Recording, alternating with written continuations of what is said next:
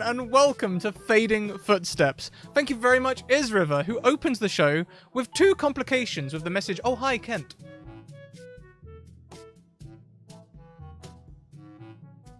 Fantastic. Before we go round and say hello to all these wonderful faces around the screen, please take a moment to check out the links being spammed in chat by my bot. It includes all of our social links, places you can find us, ways you can support us, sponsor information. Big thank you to Magehand Press and Bird and the Storm Publishing who make this all possible, and a whole bunch of stuff you can get, a whole bunch of things you can get discounts on. And the tweet, please retweet the tweet. It really does help us out.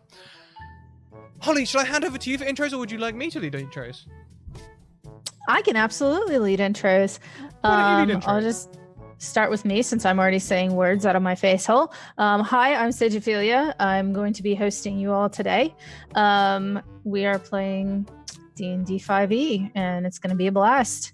You can catch me on Twitter with the same handle, Sigophilia, and I'm going to bounce it over some way over to Scrat. Well, hi. Oh, hi! I play Syntagon. Syntagon is a tiefling wizard who last week realized that he was, first of all, 2 weeks ago, remembered that he was an adolescent when he was faced with a female his age for the first time. And, it was very confusing. And then later is now considering everything because Puck transformed themselves to look like said female. So that's the main things going on in Syntagon's mind right now. It's very confusing because it was very much a physical attraction thing, and now, well, it's very confusing. So I'm gonna leave that there and bounce on to Sulky Dreams. Oh, hi, Tessa. Oh, hi. How are you guys? I am Tessa, aka Silky Dreams. You can find me there on Twitter or anywhere on the Nerdsmith Network, frequently on Countless Heroes and a variety of other streams and podcasts. I'm one of the directors over there. Because we love Scratticus, I'm really excited to be here.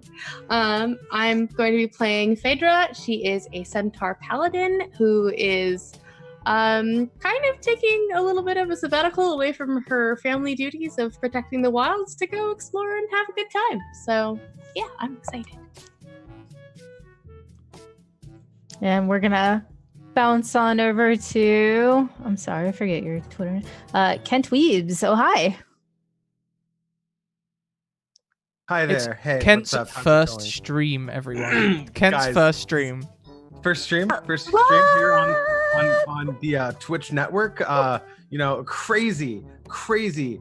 I will be playing today a tabaxi named Rainstorm. He's a youngster, well, youngish. He's gonna be like this emo little sad boy rogue, because that's the niche that I know how to play. But I'm gonna play it with this guy. He's got some purple eyes, which I have purple eyes, so he has purple eyes. Obviously I have purple eyes. And he's just excited to be here. No, he's actually a bounty hunter. But let's really not go into it. Let's just move this on to Abigator Frenzy. Abby Abigator Let's move Frenzy. this on to Puck. It's so good to see you guys today. I am Abby, also known as Abigator Frenzy on Twitter, but today that doesn't matter because I am Puck, a challenging warlock artificer who recently had their body possessed by a weird Genasi spirit thing, and is going around with these people that she doesn't really know, but then there's a big crisis going on with Genasi. There's just a lot that's going on, and Puck doesn't quite know what to think about all of it. Just okay, one problem at a time. And that's it, yeah.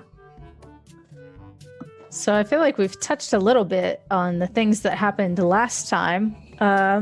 So for those of you just now tuning in to the show, we've been discovering some disturbing weird splicing between Earth Genasi and Air Genasi and Water Genasi.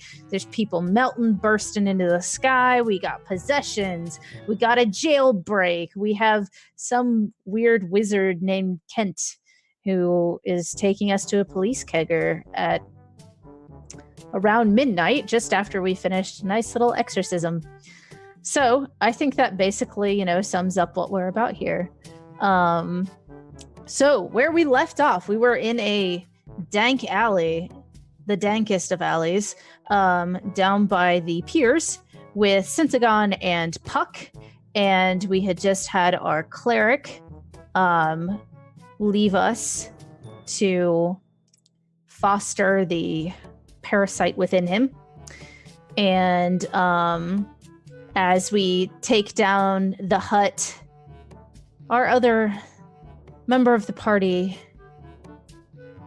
runs away from us as though we are freaking crazy, because we pretty much are, leaving just Syntagon, Puck, and Kent, all of whom are now either polymorphed or disguised or just generally changelinged into someone that they're not actually.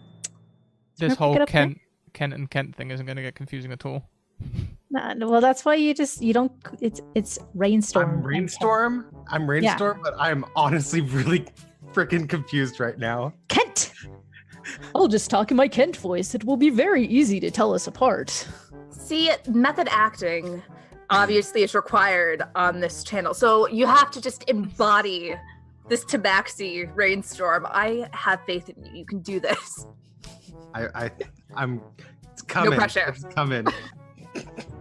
So Puck, they ran away pretty fast. It seems like they all do.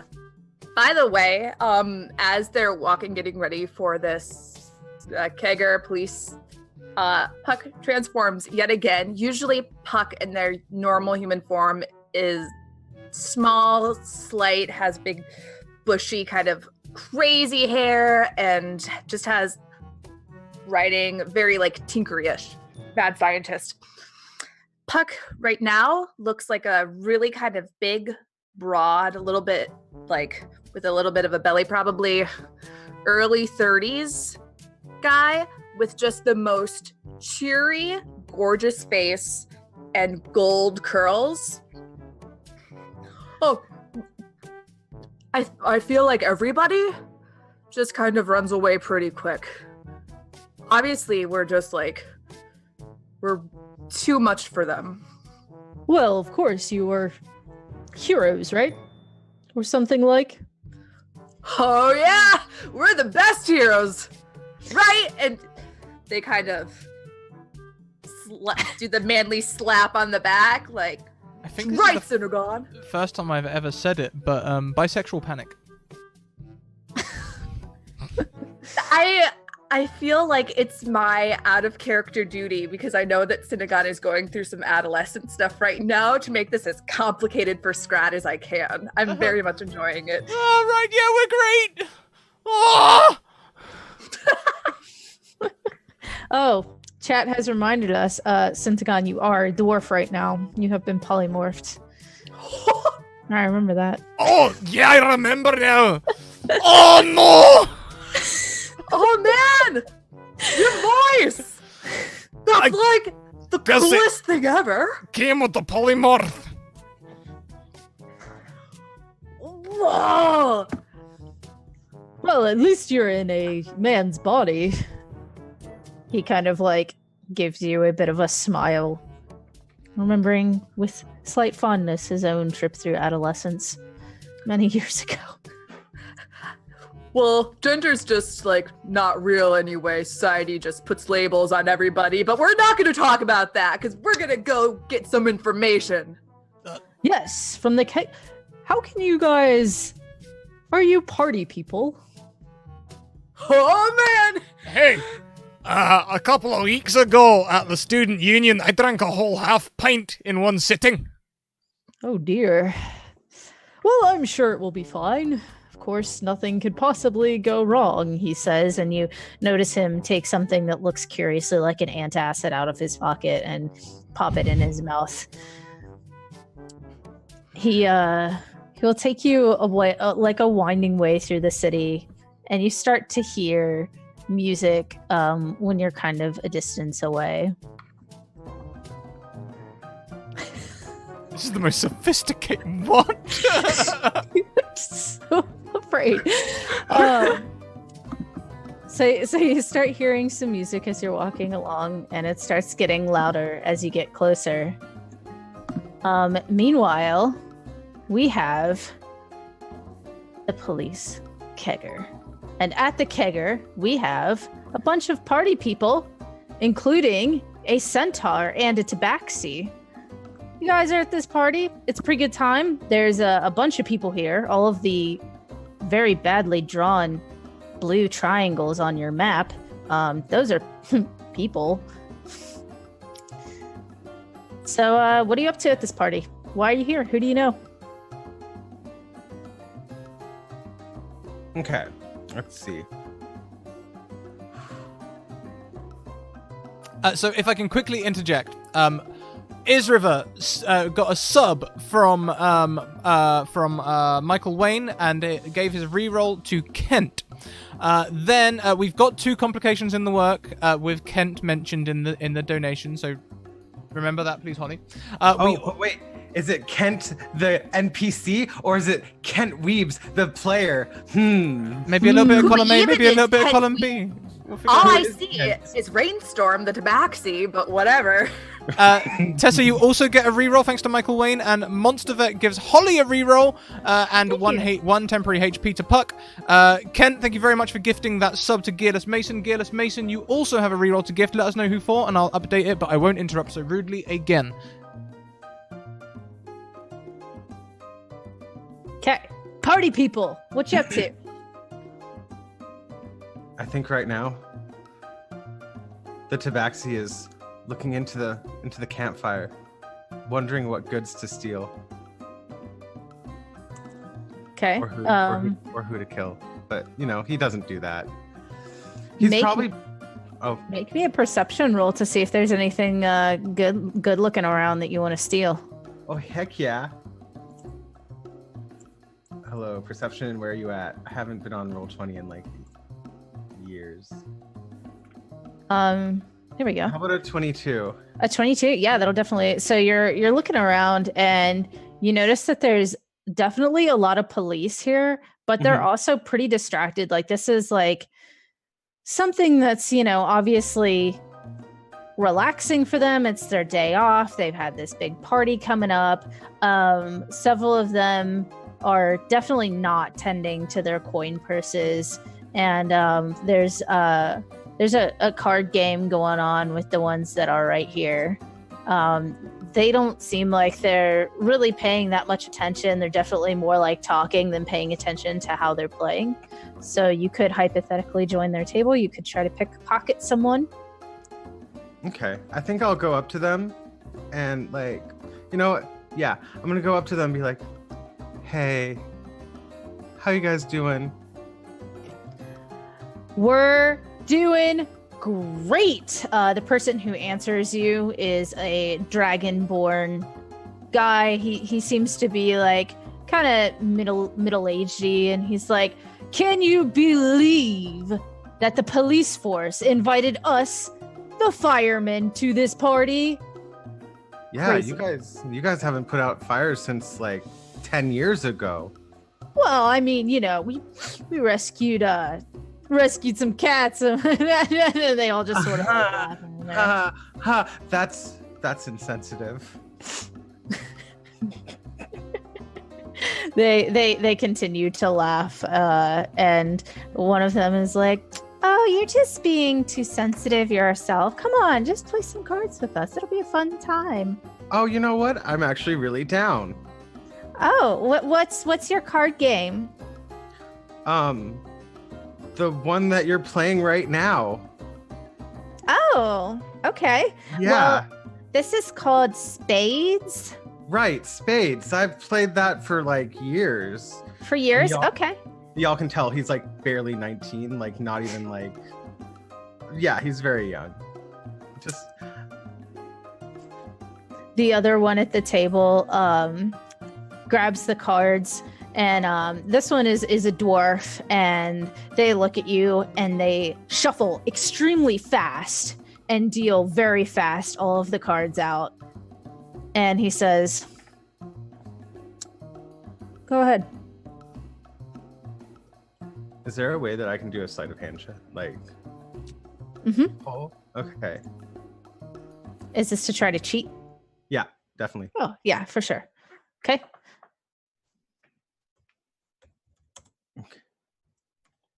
Does a 14 allow for cheating?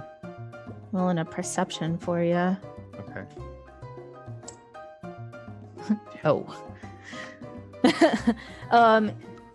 As you try to pick up the cards with a flourish and try to scoop one up extra in your other hand, you feel your hand get paralyzed on this stack of cards. And the dwarf is looking at your hand, and you see him finish mumbling something. And he says, you'll want to be a little more careful where you put your hands. I'm gonna re-roll that.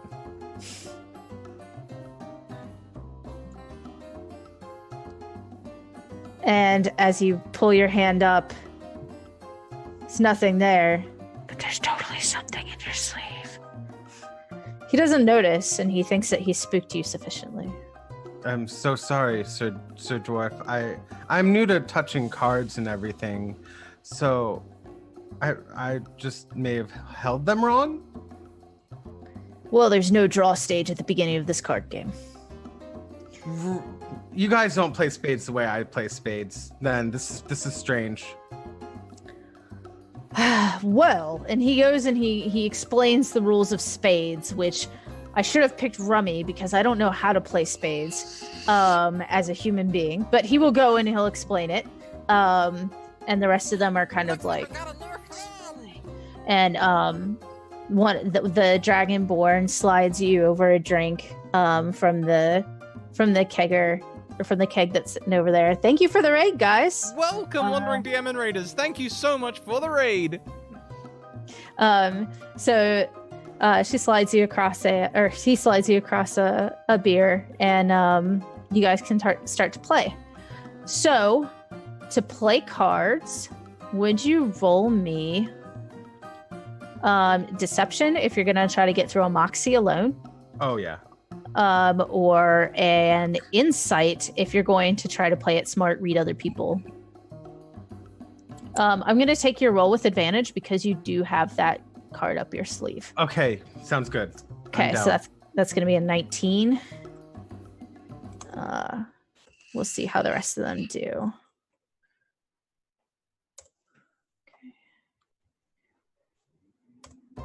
Okay, so it's a pretty close game. And you end up just barely winning, and you manage to bluff pretty well. You clean house on the Dragonborn, like toast, no chance. The other two you get a little bit off of. We're gonna say that you go ahead and get, we'll say 30 gold off this game.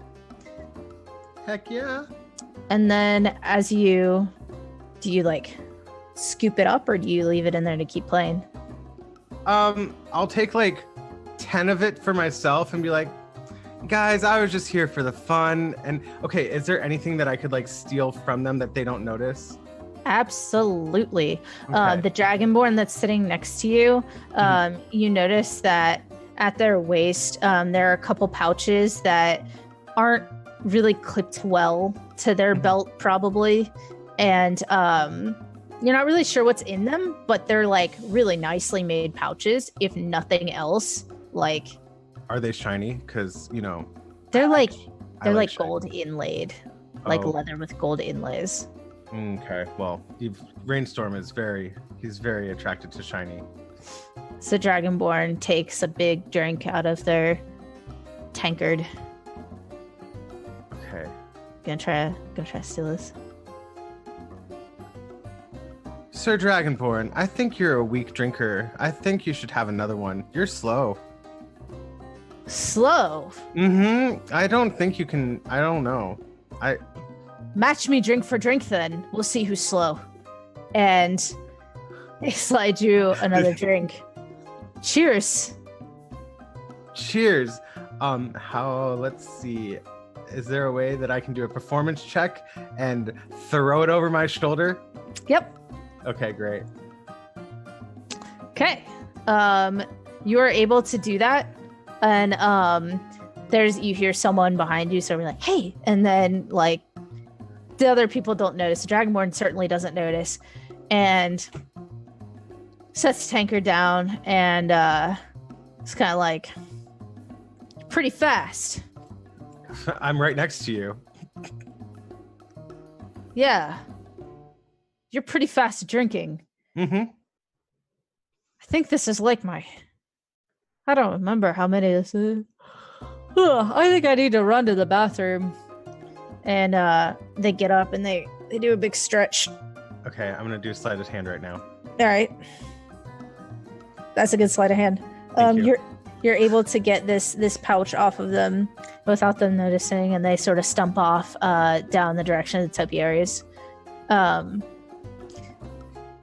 So, Syntagon, your school friends are here. Tiffany. And so we're gonna hop over to shoot, let me make sure this is your in-game name because I don't want to Phaedra. Okay. Yeah. So Phaedra is that girl dancing in front of the band with one drink in one hand, just by herself, just kind of like rocking out to the music, and is not really paying attention to what her hindquarters are doing, and accidentally bumping people every now and again. Oh, sorry, and then gets right back into it. She gets back into her dancing and then just enjoying herself. So as you're dancing, you notice, some people are coming up and dancing with you. A couple of them are kind of like deterred by the rump. But they, so one of them comes around and starts dancing in front of you. It's just this human girl, and she's doing this sort of like flower dance, if I had to like define it, like a flower festival dance. Excellent. That is, Phaedra is exactly in that kind of mood. She's just holding her drink with one hand and is kind of just doing the whole grooving out and just, yeah, this is awesome. I know. How long have you been here in the party? Like an hour or two. It's really good. Oh, thanks. This is actually Tiffany's party. She's over there, and she points to this very petite human who is laughing wildly and making a gesture like this at some sort of joke. Wow. She does a good party. I should like say hi and thank you and stuff. Yeah, just a word to the wise. Don't talk about elves. She has this thing about them. Just... Oh, should I like... She kind of tries to put her hair forward to hide the fact that her ears are just slightly pointed. I mean, I think it's just an elf thing. But I mean, it can't hurt, All right, I can do that. What's your name?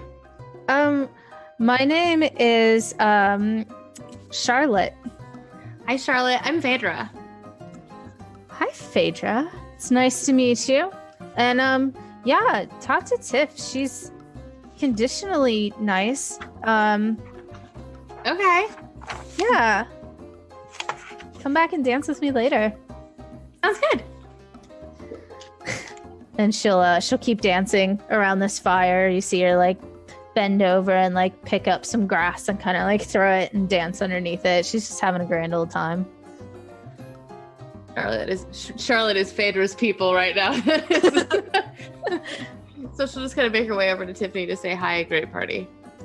Oh my god, hi! It's so nice to meet you. Hi, you must be Tiffany. Oh my god, I'm totally Tiffany. What's your name? I'm Phaedra. I just had to tell you this party is amazing. Oh my gosh, thank you so much. I've been planning it for like weeks and stuff, and like I was kind of worried that no one would show up, but like I'm super happy that everyone showed up, Well, I mean, not everyone. Like there was this guy, but I think he broke out of prison.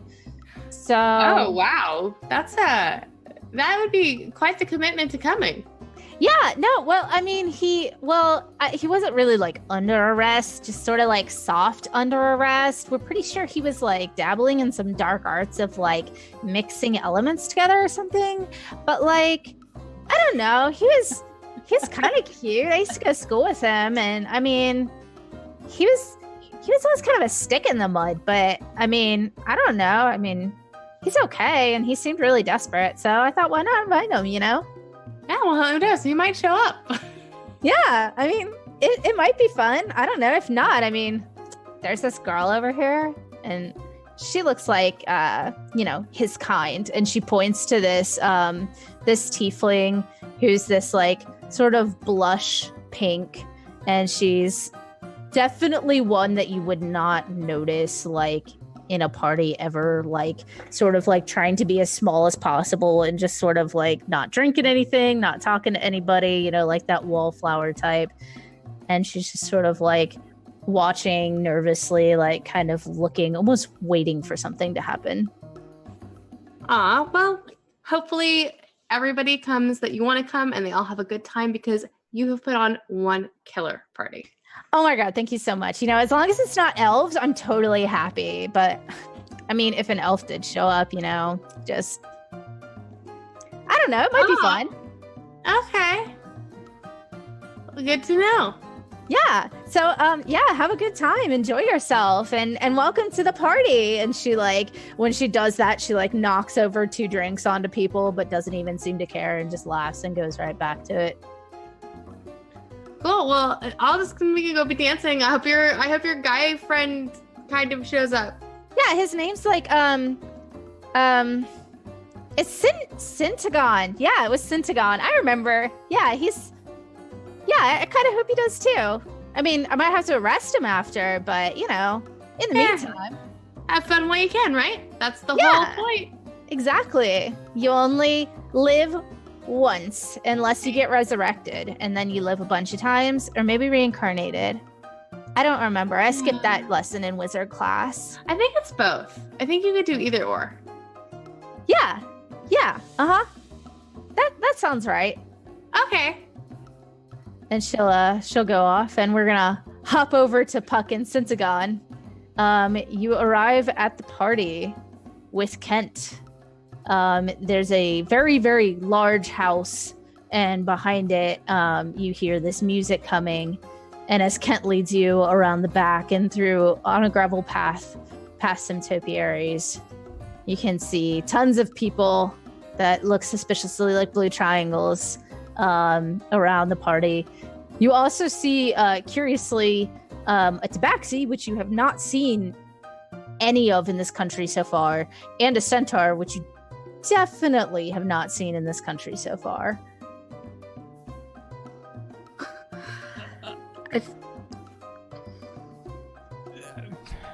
Syntagon's gonna try puffing out his chest. He's just gonna see how sexy this voice can be.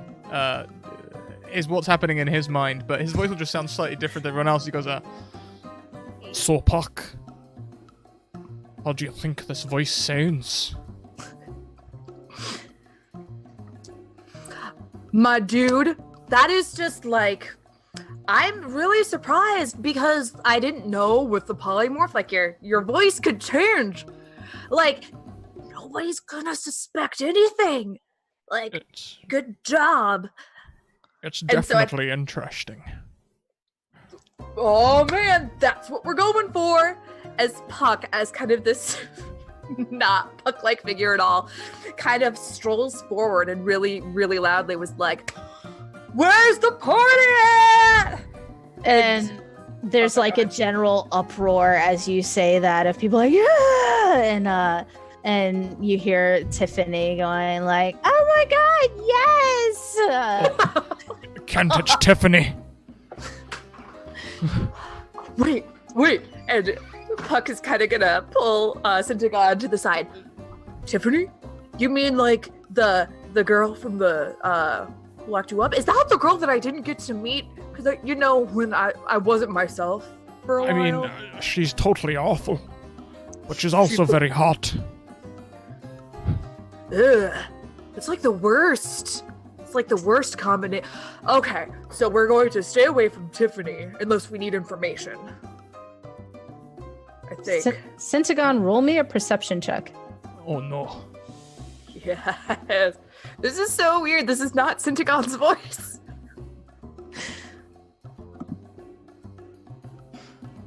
I'm enjoying nervous dwarf. Okay. That sucks, so nothing happens. So you're observing and go on, continue. Stay away from Tiff. Kent says, Syntagon also probably, keep that one arm tucked inside your sleeve. And he sort of points to the hand holding keys. I forgot about that. For those of you party people that are already here, Rainstorm, as you're tucking and sort of looking to make sure that no one's observed you, you see some very strange people walk into the party, and it's been going on for like hours at this point. One of them is a tall man with a very forgettable face. One of them... Is it a cute, forgettable face?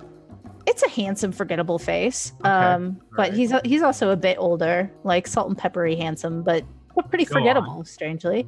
And then you see a dwarf, and you see a Puck, you're human right now?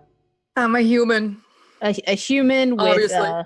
a kind of bigger guy with like blonde locks, and Phaedra, you see the same thing as this man comes in and says, "Where's the party at?" It's over here. Tell me, Kent.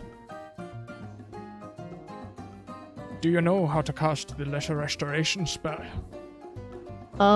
It's a bit outside of my purview, but maybe if you find a cleric here, they might be able to help.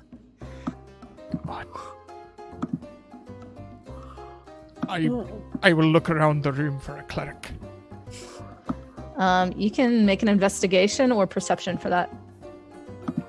Just remember, like, there's some people here who we don't want knowing who we are. Like the whole police force. I'm definitely gonna be so cautious today. So as you're looking around, you see a couple people that might be, you see this, the centaur is wearing something that looks like it could be holy. It might just be like a necklace, or it could be like a holy thing. You see a tiefling that's wearing robes that look like they could be cleric's garb. And then you see a dwarf that's sort of chatting up with Tiffany and flashing something gold every now and then that could be a symbol of maybe arcana, maybe not.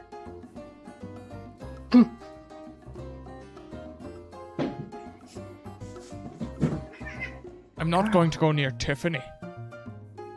No, Not that's like a yet. good idea. Not yet. What do you mean not yet? I mean, of course I'm not going to go anywhere near Tiffany at all throughout this entire evening. But if I could get rid of my extra hand, that would be fantastic.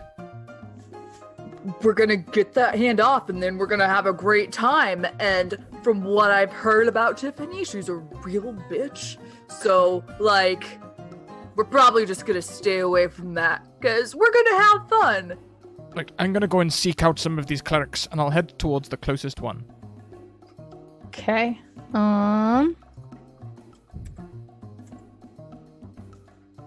Okay, that is going to be the tiefling, who is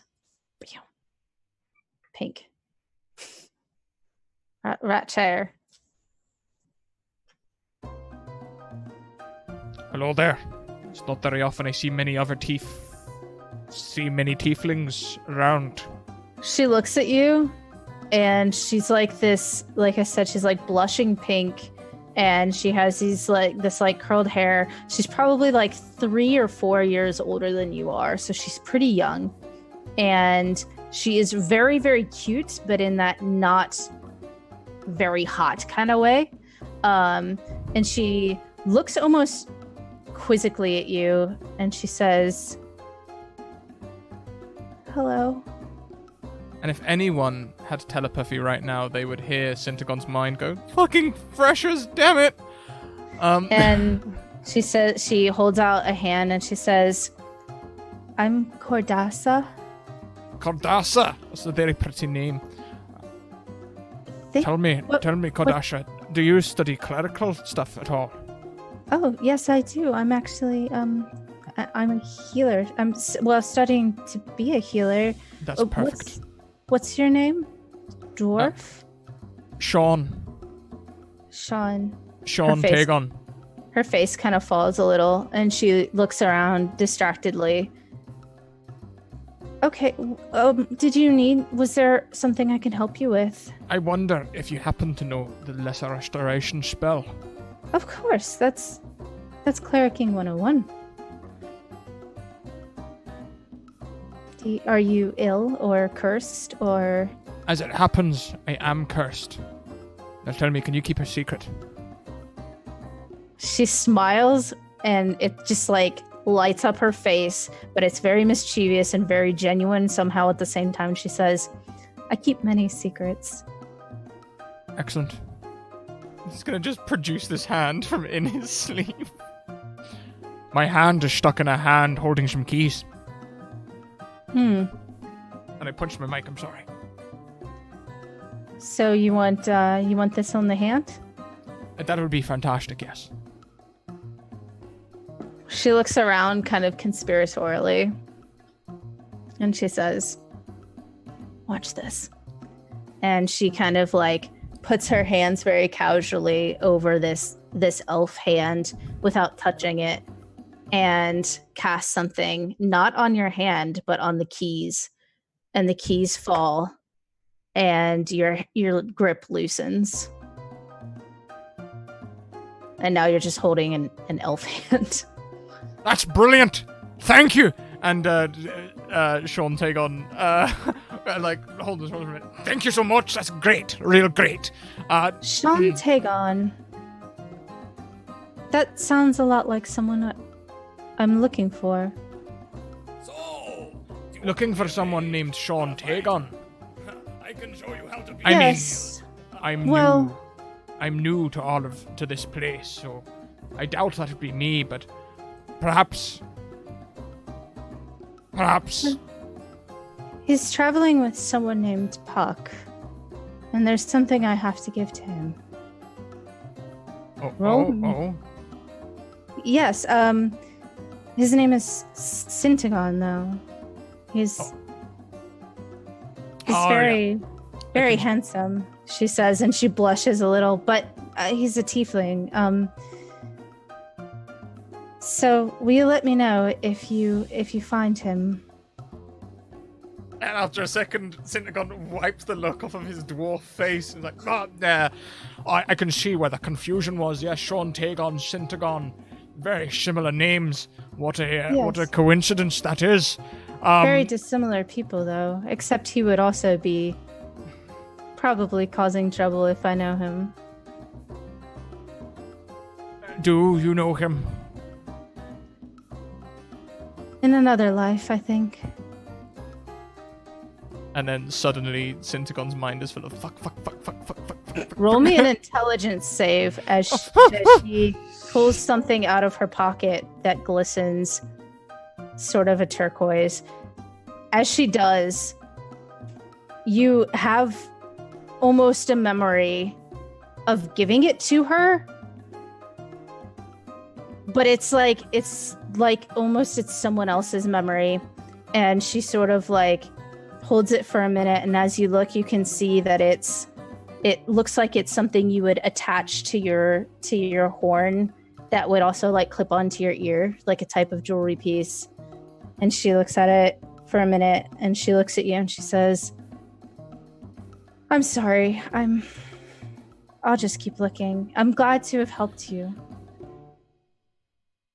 If you don't mind me asking, why is it that you're looking for this Syntagon? I think I mind you asking. That's totally fair enough. Totally fair enough. Totally fair enough. Totally fair enough. Totally fair enough. Totally fair. Well, thank you for the hand job. I'll just go get back to my party. Yes, well, if you could repay me, if you do see him, my tiefling, please send him my way. I'll certainly send him your way. Thank you. I've risked everything to come here for him. Have you now? Have you now? Yes. Does And Saigon still have his keys out? I'm pretty sure they fell to the ground. Okay.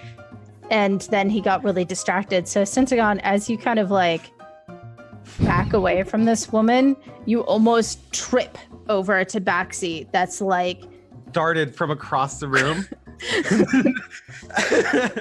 So my tabaxi obsession just kind of hears the dangling and the shininess, and I just go run, and you like, okay, you know how like a cat goes for shiny things and like plays with it? You're gonna see this like 6.5 foot like tabaxi dash over to the keys and just start playing with it. Well, I hope I throw the hand at you as well. I hope that that Tabaxi has fun. Thank you again for that, and maybe I'll see you later on. maybe. We'll see how long I can stay. And How long they let me stay. Syntagon is going to like about face and just start walking away. He's not going to walk towards his party though, and he's not going to walk to Tiffany. Like totally not going to do that. Not walking towards Tiffany. hasn't walked towards Tiffany. He's not within 5 feet of Tiffany. He's not creepily close to Tiffany. So I'm guessing you're real close to Tiff. I feel like Puck at this point isn't trying to pay attention, is kind of like chatting with Kent and looking around, chatting, but also keeping an eye because they know Syntagon. So you see Syntagon talking to this lady, this tiefling, who, after a while, you see something drop, and then this tabaxi kind of from across the room and picks up what you're a smart changeling. You're pretty sure you know this is the cursed keys off the ground, and then you see this woman take out something that shines and then put it back away.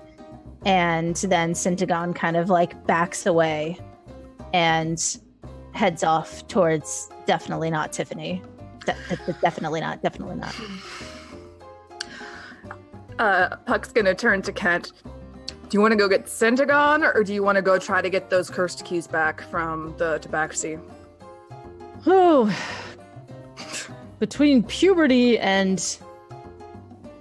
I'll get those keys. You can deal with him. Oh, thank you for... Okay, yep. Going to save him from you have a repertoire. I'm just saying, it seems appropriate. Am I right in thinking that Phaedra is very close to Tiffany? Phaedra has gone back over to the fire and is back doing her, like, flower child dancing with the drink in her hand. But she is en route to Tiffany, so as you're making your way over, you get a nice little... with a horse rump. Maybe Tiffany like turns around to look my way or something, and I immediately stop and I'm just like, oh, hello, how are you? Oh, hi, I'm great. This is a fun party. Are you having a good time? Pansexual panic. Yes. Excellent, I'm so glad. I'm Phaedra, what's your name? Sean. It's nice to meet you, Sean.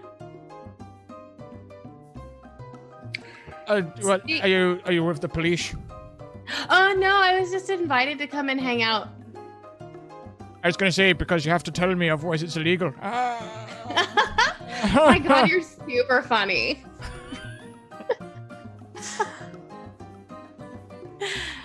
Yeah, I guess I am. Seeing that Syntagon is not going towards Tiffany now, they're kind of looking back and observing this, just seeing what's gonna happen. Do you want to dance? I don't really know how, to be honest with you. I haven't had a drink yet. Maybe I should get a drink on. Maybe that would help. Yes, you should totally get a drink. They're really, really good. The closest keg is next to Tiffany, but there are other ones.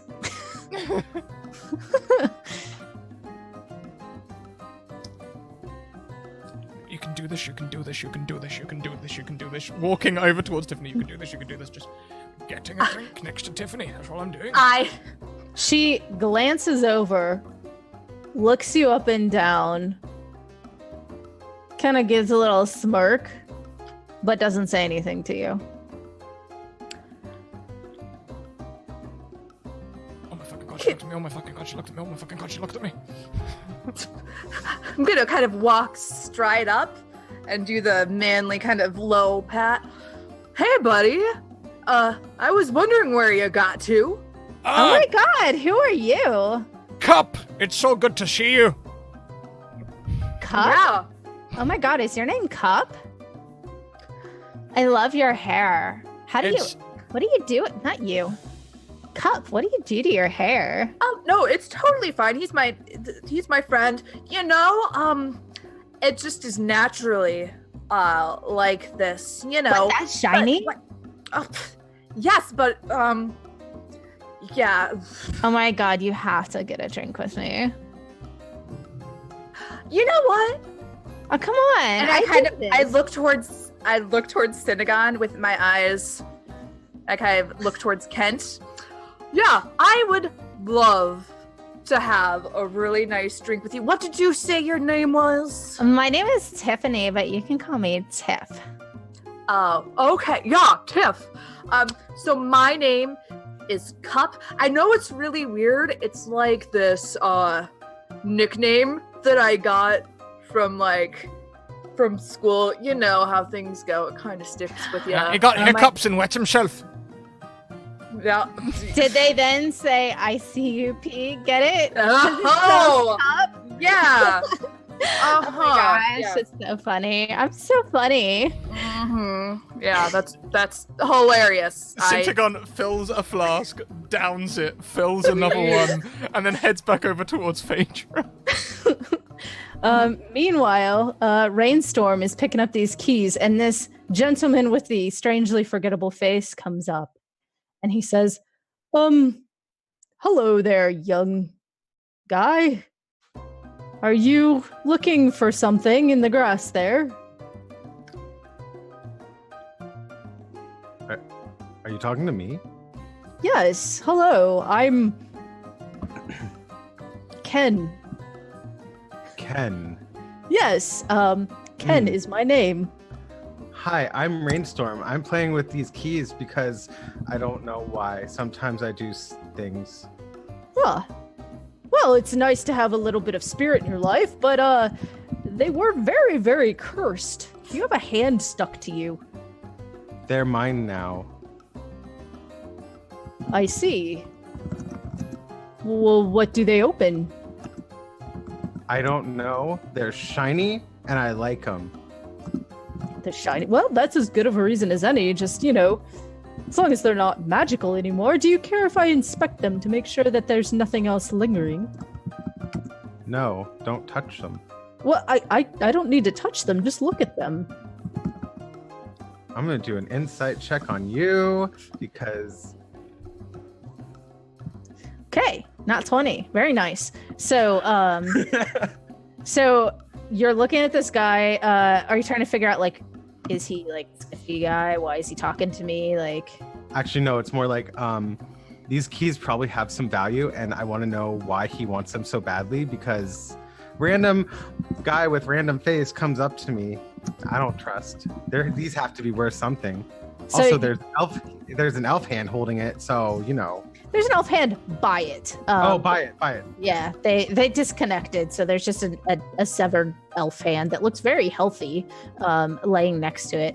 And as you're looking at this fella, you're looking at what he's wearing. He's clearly a wizard, trying to not dress like a wizard, but absolutely a wizard.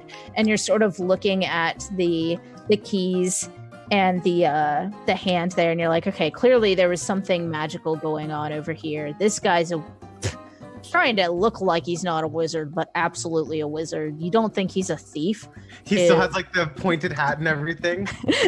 Basically, he's still in robes with the pointy hat, but he also has I don't know, shoulder pads on or something. So he's trying to look like, oh yes, I'm just a city official, but it's How do I know you're not going to just magic them away from me? Well, you have my solemn word as a man of this. As a what? As a gentleman. A gentleman's promise. As a man. Sorry. as a man. I'm a real manly man. No. I could give you something of mine to hold on to while I look at this.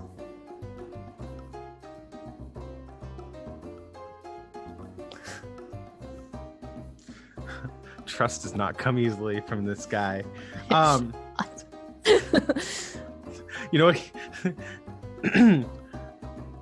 Rainstorm is actually just gonna turn around, and he sees this centaur just dancing. He's like, I'm gonna go dance. Farewell, Sir Ken. Goodbye, Sir Tabaxi. Rainstorm. Right. I didn't say my name. Did you? I thought you introduced yourself. I didn't say my name. Did I? I think you did, because he said, I'm Ken, and then you said... Oh, maybe I did. I don't know. He's not the smartest. Oh, wait. No. Just he walks away. as you walk away and sort of like, what the fuck is that going on? You see him like crouch down and pick up this elf hand, and he's like inspecting it and turning it and like looking at the stumpy part. And then he just sort of like puts it in his cloak. So I see all that. I'm just like, what a weird guy. He's not getting these keys. No, I don't. What? And you walk up to the centaur who's dancing with did you go back to Charlotte, or are you just sort of grooving by yourself? She's probably dancing with Charlotte or whoever is around, and just kind of, she's being a little bit more cautious about where her rump is going, although her tail is probably swishing with the music and probably hitting a few people every now and again. She's got like little bells and jingles in it, so it like jingles when she moves. Great. So you know what? What just happened? So as she's dancing, Rainstorm just is like, okay, I'm gonna talk to this person or this centaur, and I'm just gonna like have a good time. Sees the tail, and it just goes swing, swing, and just that. And then I'm like, I'm sorry, this might be sexual harassment. I'm really, really sorry, but you have things, and I can't stop. It's okay. It's all good. But my face is up here, so why don't you dance this way? And Rainstorm just comes up and just like like so awkward.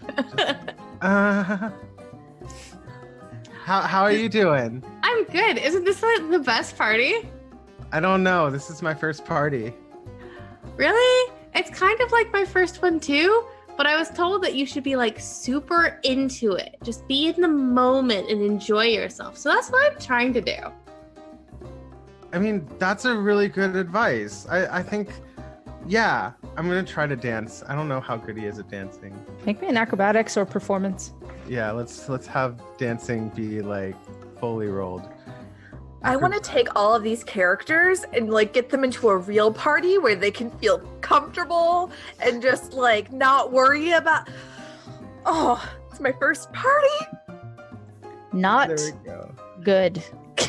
You're not like the clumsiest person, but like it's just sort of like one of those where you're like watching where the hoofs go and trying to match your feet, but like there's 4 of them and you only have 2 feet, and like you're just like you're kind of going in rhythm, but you're not really matching with Phaedra as she's dancing. Okay, yeah, and I'll just stay dancing for a while, just to like also cautiously watching Ken. Ken is Sorry, Ken is making his way towards the other 2 people that he entered with. Okay. Do you like want a secret? I love secrets. If you just move your arms, no one looks at your feet. And then they think you're dancing just the way you want to. I could just, if you look, I'm really just stepping to one side and then the other. It only looks fancy because I'm doing the stuff with my arms at the same time. Okay, can I just have an insight check on how good her dancing actually is? Or if it's like more in her mind? Yeah, you can roll that. Okay, great. And Probably more in my mind, honestly. go ahead and roll me an acrobatics or performance to actually dance, Phaedra.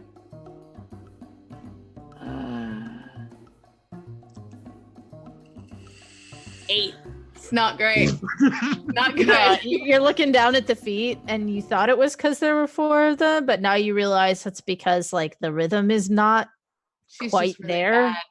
And like it's mostly just like shifting the weight back and forth, like kind of to the music, but it's all in the wrists, like 100% in the wrists. I'm just like, you're a really good dancer. Thanks. Yeah. Do you mind if I dance on your I'm gonna... She stops for a second and just kind of raises an eyebrow. Can I like dance a little further from you? Maybe I don't. Oh yeah, no, that's totally fine. Because I don't want to get like hit. Oh by the no, tail. I'm sorry. I didn't mean to.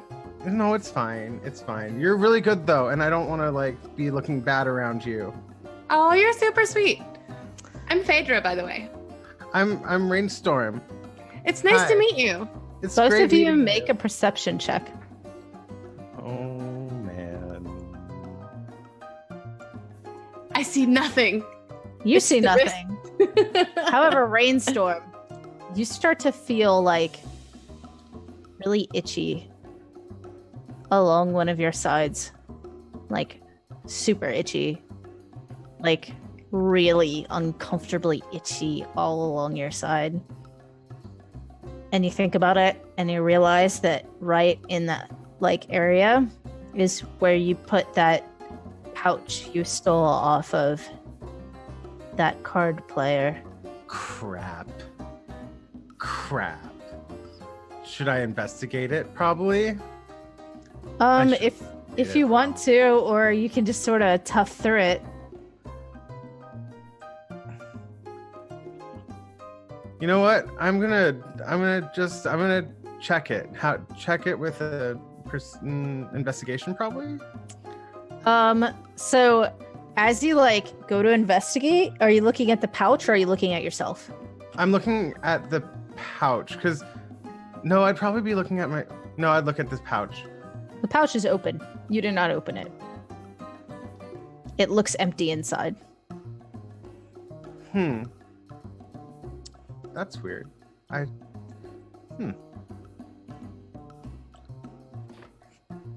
Well Everything then. okay? Oh, I just lost something. Oh, do you need help?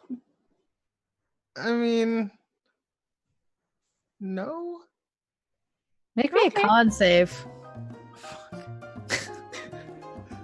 You're rolling really high so far. Okay, you're okay. It's still really, really itchy, but you're able to like act like it's normal. I'm just like, I rolled around in the grass earlier, so I'm really itchy and I may have dropped it. That's probably what it is. Oh, okay. Well, if you need help, I mean, I'm happy to help. That's what I'm here for. Okay. Yeah, no. Thank you, Phaedra. You're welcome. Phaedra. Yep. Okay. Rainstorm, Since this is my first party. Yeah, mine too. Okay. I mean, like I've been to parties before, but not like she kind of stopped dancing for a second. Not like a party. Like I've hung out with my family and my friends back at home and had those kind of parties, but I've never had like this kind of party. You mean ones that are run by cops? Yeah, Yeah, it's kind of weird, right? a little bit. Why are cops holding a party? You know, that's a really good question. I think they're trying to find someone. I heard that Tiffany girl was looking for somebody. Wait, Tiffany sounds like an evil person. I wasn't a fan. Really? No, she's got a weird thing about elves. I mean, yeah, I understand Wow. the country. Yeah, I'm like, that's a little not okay. I was raised by elves. That's rude. Right? She was like, yeah, they show up, we'll kick them out. He. Not okay. That's just. Whew. And he starts itching again because there's probably still some itchiness. and- It's like it's spreading. Like it's not just your side now, it's starting to creep across your chest. Okay, is there a tree nearby? Or like something rough? There's like a keg you could sort of like do the blue scratch on, if that's what I'm- you're looking for. Most likely I'm gonna do the blue scratch on. Is the closest one near Tiffany? Am I gonna be doing the blue scratch near Tiffany?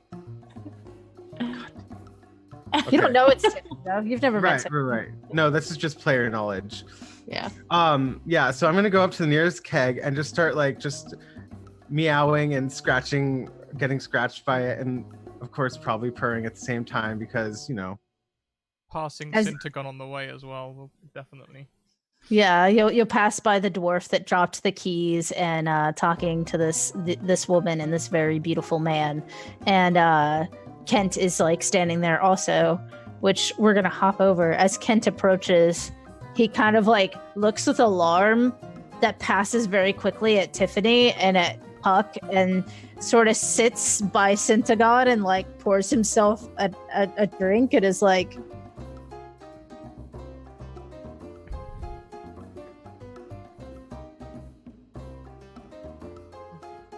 What are you smiling about? Oh, nothing. I remember the hand. It's all right. I got a cleric to sort that out. Oh, it's in my pocket. You know, just in case we find whoever it belongs to. Not that I think they'll be here, of course, because the whole, What do you think Puck's up to? Glances over at Puck. Tiffany is like touching their shoulder and is like, oh my gosh, you're like so funny. How have you never been to one of my parties before? You see Puck chatting back, trying really, really hard, but also at the same time, you can see like their jaw is clenched, very like, yeah, this is a really great party. Lots of good food and beer and stuff. Why are you here? I heard you were like an important person here or something. Oh yeah, I own this whole place. Can you believe it? So this is all mine. My daddy was really rich, and when he left us, he just left us all to me, and it's been great so far.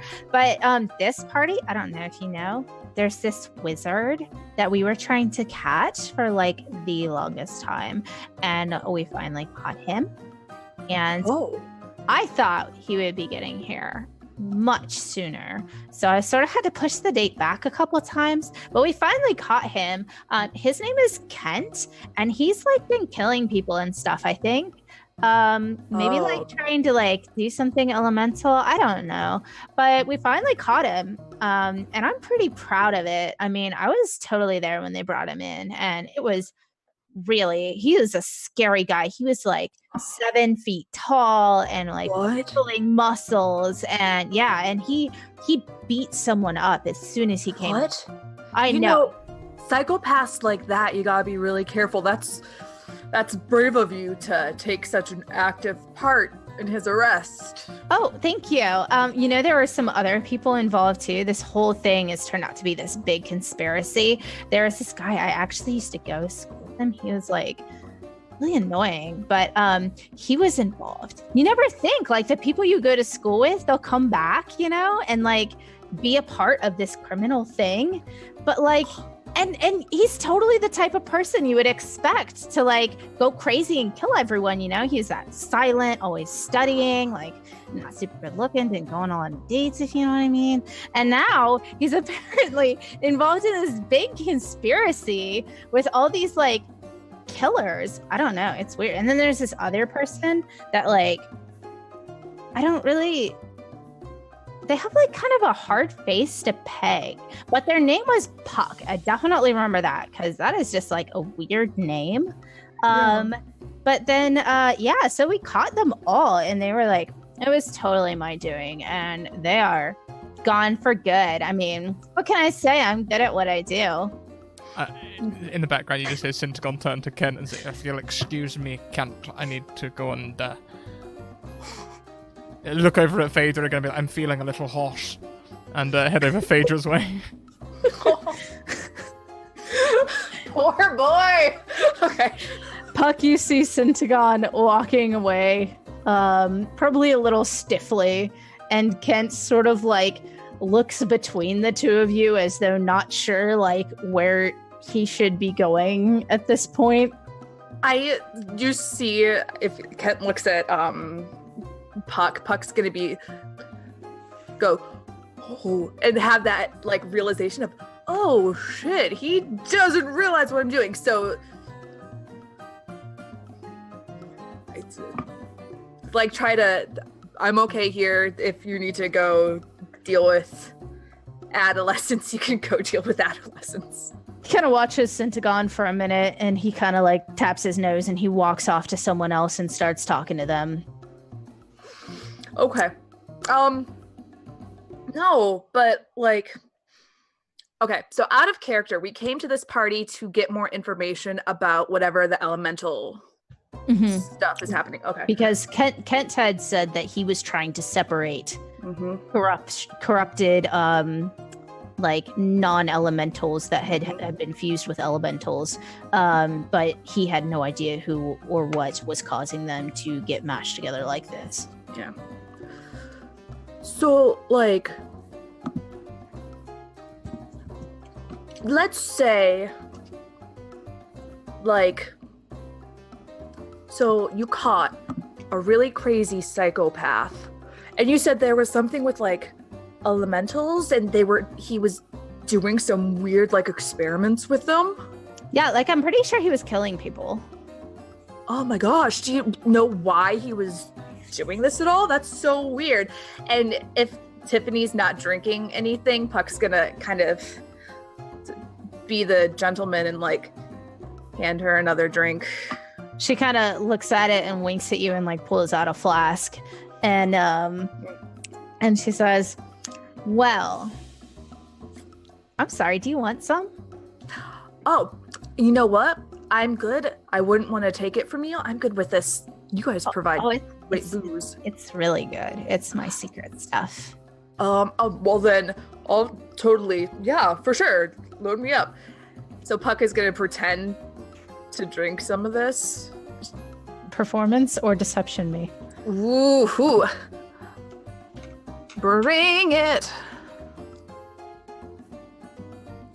See which ones I'm better at. They're both the same. Let's do this one. Oh shit. Okay. So you go to pretend to take a drink, and like you kind of get distracted watching like this strange trio of people dancing, this dwarf, this tabaxi, and this centaur dancing, and you accidentally just drink it as you're trying to pretend to drink it. And I'm gonna need a con save from you. Yeah. Whoops, it is. Shit. There we go. Okay. So as you drink it, you feel this warmth inside of you. And because you've made yourself into such like this big guy, you realize that whatever's in this drink is not something that's affecting you. But you definitely taste kind of this like this hint of something. And as you're sort of tasting the aftertaste on your mouth, you look around, and for a brief moment, you can almost see a glimmer over everybody as everyone seems to look kind of prettier for a minute. And then you kind of blink real hard, and everyone like looks like back to normal. And you're like, oh my God, this drink makes everyone look really attractive. Not that you'd be attracted to them, but it just makes everyone look really pretty. Huh. Now, you said that your dad owns this place. Now, was your dad in the same business, or is in the same business as all of this, or? Oh, no, he went off to the war and he got shot with something. I think it was, what did he say? They said it was like a big boulder from a giant or something. I don't know. But yeah, he died, but he left me a bunch of stuff. So I'm pretty excited. I mean, not that he's dead, of course. Definitely not what those elf bastards did to him. But, you know, just that I have all this stuff now. It's pretty great. Oh, yeah, that's great. So, like, what were you guys doing with this, like, Kent? The Kent, that was his name. Oh, yeah, Kent. Yeah, so I'm pretty sure that, like, he's working with this other person, but we haven't been able to figure out who. But yeah, we're pretty sure he's working with somebody. I mean, aside from, you know, those two nefarious people I told you about. Yeah.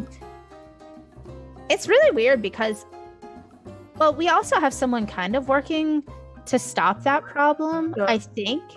That's what my dad used to say anyway. Like, someone who's trying to stop, like, something about the elements. I don't know. See, that sounds really interesting. It's almost like a conspiracy, not like even a conspiracy, but like there's these two sides to this like elemental thing. So is it like, is it a good person that you have? Oh yeah, no, yeah, they're great. They're wonderful. I mean, I've never met them, but my father spoke very highly of them. They're super smart and they're really good at what they do. Yeah. But I don't really know exactly what they were doing. It's really, really hush-hush and top secret. Yeah, of course. Was it like a secret society or was it just like one person? Just gonna roll an insight on you. Go for it.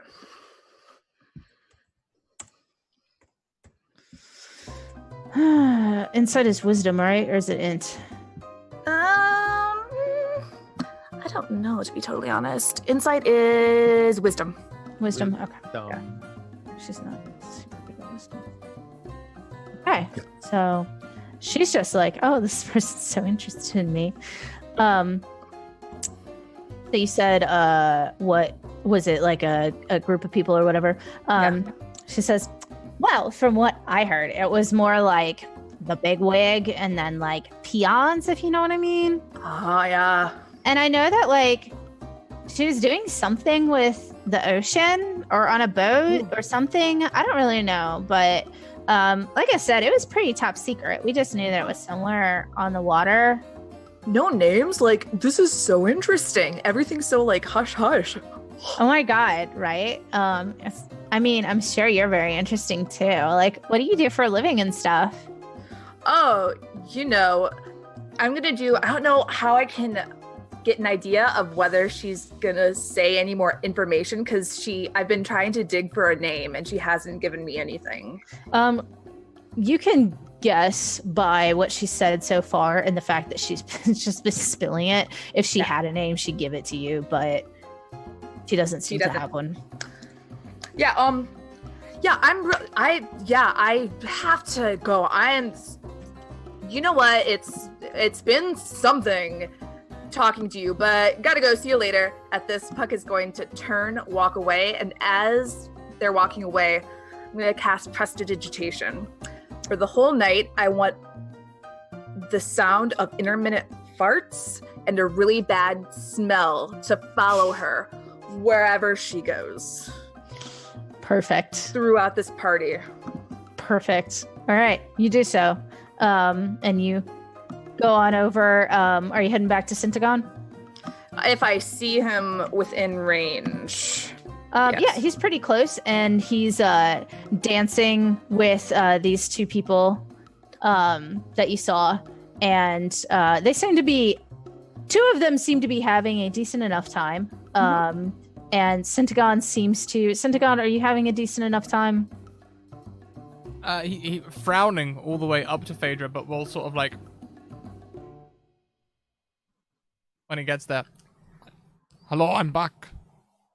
Welcome back. I'm so glad you came back. Did you get a good drink? I went They're for pretty. 2, actually. Ooh. Very nice. Would you like me to make con saves or anything for drunkenness, Holly? Yeah, go ahead and roll me one. I'll choose to fail. Okay. off of 2, you're feeling pretty buzzed. It's not to the point where you're like, dude, but you're definitely it's like if I had like 2 mixed drinks back to back. I'm assuming Syntagon does not have a very high tolerance. A little bit of the spins. So you're kind of like, everything's like slightly like takes a minute to catch up to where you're going, and you're like, you're feeling pretty good. I chose to fail because that's the first pint he's ever downed. When he said no, he walked away with a second one, but when he was boasting about having a half pint, that was the extent of his drinking endeavors. So actually, I'm feeling a little bit like a pleasant sort of buzz. Do you know what I mean? Yeah, no, totally. Are you enjoying yourself though? Because that's important. Well, yes, I suppose I am. I suppose I shouldn't be jealous of my friends also enjoying themselves. And you see him look over towards this muscly, blonde-haired man. Who is right now kind of strolling towards you guys. Oh, I'm sorry. That's no fun. I know, But- I'm not jealous. I'm not. How are you? You look like you're having real fun dancing. I am. This is really fun. I'm enjoying myself a lot. It's great music. It's a good party. It's good people here. She gestures over to Rainstorm, who is, I think, gone off to go scratch himself somewhere. Yeah, by the keg, just like there's hair everywhere now. Just like, You're just continuing to itch a lot. itchy. And Centagon, go ahead and make me a perception roll as you're looking at Rainstorm. Of course. Perception.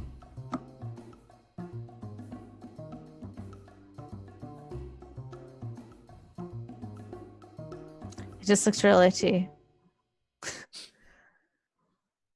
He looks real itchy over there. Yeah, he said he rolled in some grass earlier. He may be having an allergic reaction, which is, I feel bad because I could totally fix that, but I didn't want to, be rude and be like, hey, let me fix you if he didn't want it. Does that make sense? Well, that does Rainstorm, make sense. what's your passive perception, Rainstorm? My passive perception is 15. Okay, you're standing close enough. You can hear this conversation go on where she says that she could have fixed you. Wait, Phaedra, What? you could have fixed this itchiness? Well, I didn't want to be rude. It's like rude to just like cast magic on people without asking if they're okay with it. I mean, you'd ask before you say that I would love it. Okay. Heal me. I would. I don't know if it's a disease or a poison, so I won't use lay on hands. But would a lesser restoration take care of it? You may cast lesser restoration on him. Right. So she casts lesser restoration. So you, Rainstorm, you walk over and lesser restoration gets cast on you, and you feel the itching stop for a moment, and then is your shirt tucked in? Are you? Or Are you wearing a tunic shirt? You're a tabaxi. or armor?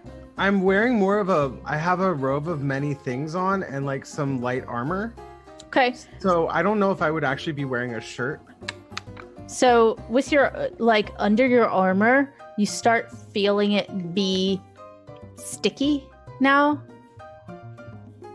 Like sappy sticky or like sweaty sticky? Kind of like there's something foreign between you and your armor. Thank you once again, chat, for giving me this complication. I hate you as ever. I just came into unknown stickiness. This is Yes. the second time I've had a foreign thing grow inside of me now. It's not Oh, growing. It's not inside of you, it's on you. I worked at a library and you'd always get books back that were sticky. If it was kids' books, it would usually be okay, but especially like some of the adult romance books. Oh my god. Oh, that's a different one. Can we? So, you also feel crunchy. Okay, so I feel sticky and crunchy. Yes. Like a peanut butter and jelly sandwich You going on. may like kind of like, or you can look at yourself, or you can just pretend like it's totally normal. Denial, the best part. No. I'm gonna do like an investigation on myself, I guess, and like kind of like unbutton or unlatch or whatever my armor is, and just like investigate and see if I'm smart enough to. Luckily, it does not take much of an investigation as Puck, you approaching, Centagon, you standing there, and Phaedra, you also standing there, and Rainstorm, you unbutton and you do this, and spiders, just so many spiders, come tumbling out of where your leather has been, and you kind of look, and there's like kind of like crusty spider guts kind of smushed. And as you look down along your side, you see one final spider crawl out of this blank nothingness that is this pouch. And as it touches your skin that's been restored, falls dead onto the ground. And you can just sort of like this, and it's just like spider carcasses just rain out of your tunic, and you can see like some baguettes and little bumps where they've been biting you as you've been trying to pretend like they're not there. So apparently I have fleas. Very large 8-legged fleas. Oh no, Rainstorm, are you okay? More like spider storm. Oh my god. That's a lot of. So you see, I don't know why there's spiders in my pouch. This dragonborn just put it in my pouch. I think he was trying to be a dick to me. Oh my god, that's so mean. I know. Why are they so mean? Why are people so mean? I'm so sorry. And she just like hugs you. Oh, watch out. You might get some bug carcass stuff on you. It's okay, it's all right. I can clean it up. You poor thing. Everyone roll me a perception check. By the way, if anybody watches It's Always Sunny, there's an ongoing joke about one of the characters and spiders. Made me think of that. Yeah, no. It's the first one, not the second one out. No, I double rolled. At least one of us can see. Batting actually- 1,000 with my rolls tonight. That's the second 3 I've rolled. Oh my god, Puck has a -1. Yeah. Oh. Puck. So as you are hugging this centaur and worrying about like how you're feeling, you feel rainstorm, spider storm. Spider storm. Mhm. You feel almost a ripple go through the ground, and you hear a slight rumbling. What was that? Did anyone else hear that? Did they see that? Did you see that? What? Phaedra, put me down. I think I saw something. Okay, sorry. And she puts him down. Whoa. Yeah, Puck is still horrified by the spiders that just came. Like, not really looking at anything else, just that kind of the spiders on the ground. What general direction did that come from? It was underneath you, seeming to move from like east to west. Well, starting from the I'm gonna go back on that. Starting from the entrance and going out into like the back of the yard. It's Okay. just like a tremor. And are we like by the fire pit?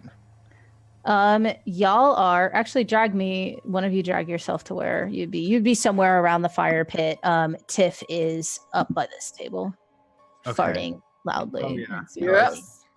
I see that's where the kegger is. Okay, yeah. That makes sense. Excellent. I mean, interesting.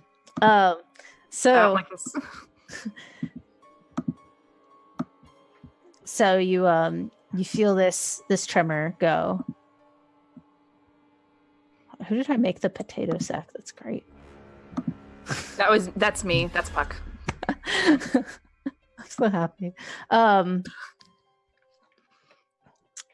on. You were saying, did anybody feel that? Did anyone feel that or see that just go by the fire pit right now? I didn't feel anything. There was like a rumble? Yeah, Sean, these people that you're hanging out with, sure, are interesting. I'm Cup, Yeah. by the way. Cup. Oh, I'm Phaedra. It's nice to meet you. Oh, Hi, I'm- nice to meet you too. Real Dracostorm. interesting and Rainstorm. loyal and helpful. I kind of look Syntagon in the eye and I'm like, oh shit, what did I do to this poor tiny boy? Oh, that's where.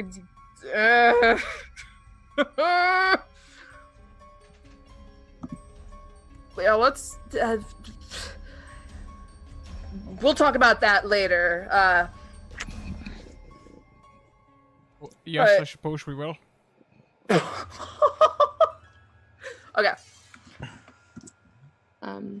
What is the situation with, like, are we allowed to have our weapons on us or anything with this? Or are we, like, is everybody not really packing stuff? No, everyone's packing. Oh yeah. Syntagon doesn't appear to have any weapons on him. I'm sorry, who's Centagon? I only know Sean. Yeah. Phaedra reaches behind her and her demeanor kind of changes as she pulls a great axe from behind her back and just kind of gets it remotely ready, a little spooked by Rainstorm's comments. And immediately goes on guard. As you pull out your... I'm in charge of this household, I swear. I don't know about that. Looks like Rainstorm's attacking you right now. Her name's Valkyrie. Oh, Hey, baby, go and destroy my chair a little bit more. As you pull your axe out and you look around, you see a couple other people. Kent is, or I'm sorry, this wizard guy you don't know, but Kent/Ken, for those of you that have met him, is sort of reaching in his robe and looking around, and he seems very, very serious. And you also notice the tiefling that a couple of you have met stands up very fast and has this really wild look about her eyes as she seems to be almost panicking as she clutches what you would recognize as a cleric implement.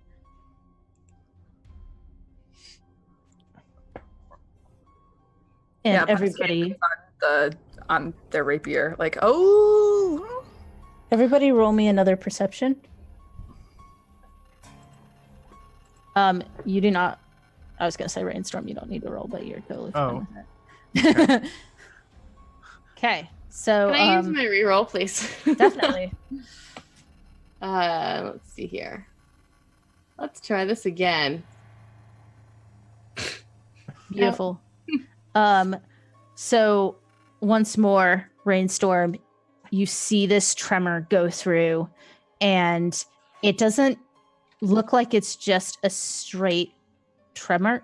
I'm sorry, Abby, was that 17 your first one, or was it the one? Well, I rolled the last one roll twice, so okay. It depends on which one you want to take. The one. Because I like this weird emo kitty being the only one who notices that I like it. Things are bad. Things are so terrible, but no one else notices why. So as you're especially on guard, you see this ripple go through again, but instead of just seeming like a wave as it had the last time, you see almost these points where it kind of bubbles up, and you notice that one is right under where your newfound friend Sean is standing. Sir Dwarf? Staring at Puck. Yeah. There's something under your feet right now. It's bubbling up. Do you not see it? Do you not feel it? At this, No. if Rainstorm is vocalizing it, Puck's gonna look down. Does it look like something is bubbling up? As you look down, you see the ground like almost shift slightly down. You don't see anything like bubble, but Rainstorm, you've seen it sort of swell up and then go back down. Okay. I'm gonna immediately, as a reaction, grab Syntagon Sean and like pull him to where the ground looks normal.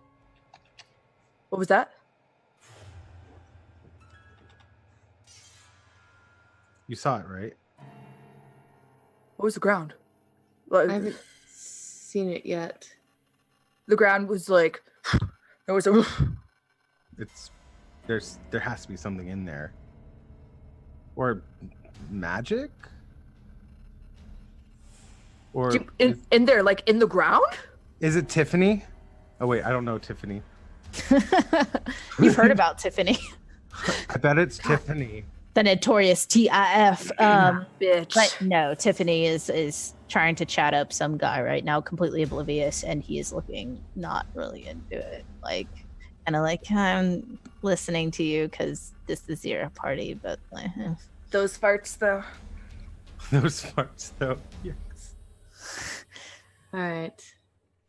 So, Syntagon, are you continuing to stay on this patch that everyone is staring at? I don't think I've noticed it yet. I'm still looking at Puck. No, Puck has a reaction as soon as they see this, is going to try to like literally almost manhandle Puck away from the ground back onto normal ground. Okay, Just make like, me kind of, like by the collar and a grapple check. yeah, grapple. And Syntagon, you can oppose with athletics or acrobatics. Grapple is athletics if we haven't done that in 5e Okay. yet. Oh, great. Yeah, Syntagon would have chosen to fail in a way. As you are Just would have manhandled. maintained the stare. If I have to roll to maintain the stare, then I will. Just punch my wall. You can maintain the stare. So you get pulled over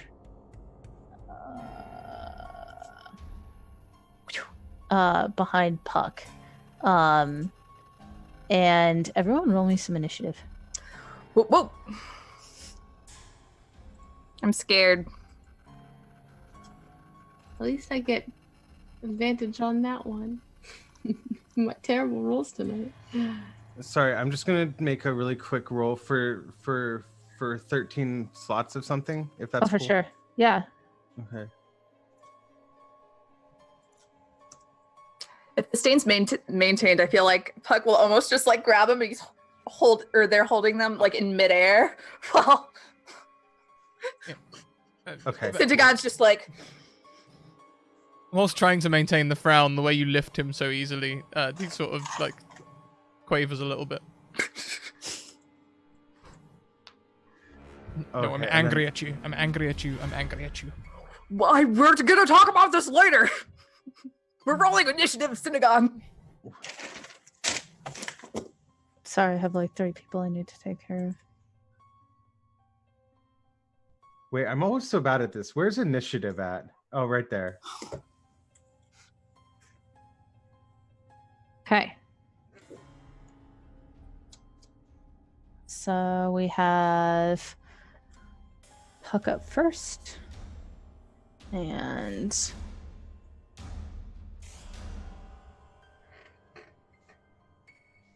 Phaedra. And then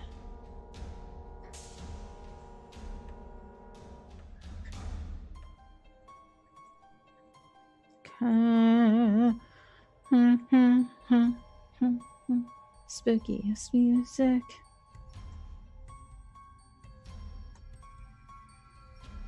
Okay, and then rainstorm. And then oh my god, this is so intense. Okay. Okay. All right, so first up. Kent. Not Kent. Puck. Yeah, because Kent can't roll the 1. So Puck, you are first up as you've noticed this bubbling and you've pulled Syntagon out of the way. Would you like to do anything else? I'm going to hold my action with, let's see.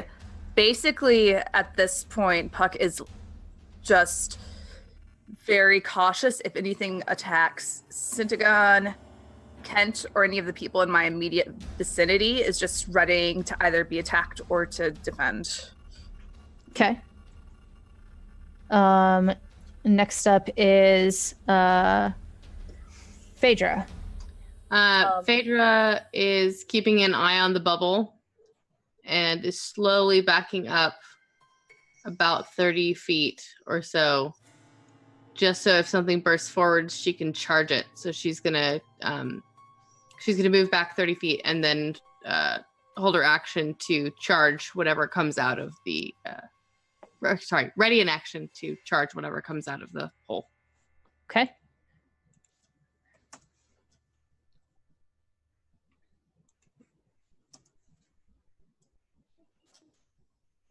Okay. And then is Syntagon.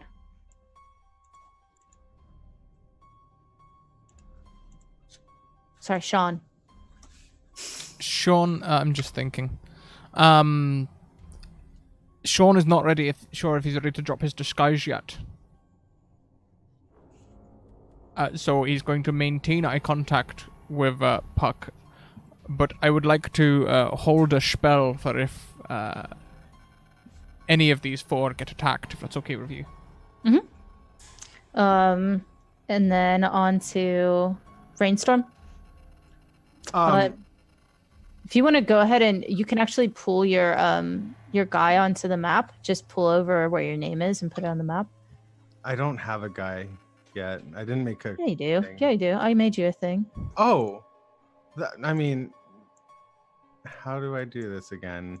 Just like Click on your name and drag. click on my name and drag. there you go. Oh, neat. Oh, that's so cute. It's a kitty cat. Okay, he's by the fire right now. Wait, where's? Okay. I am going to.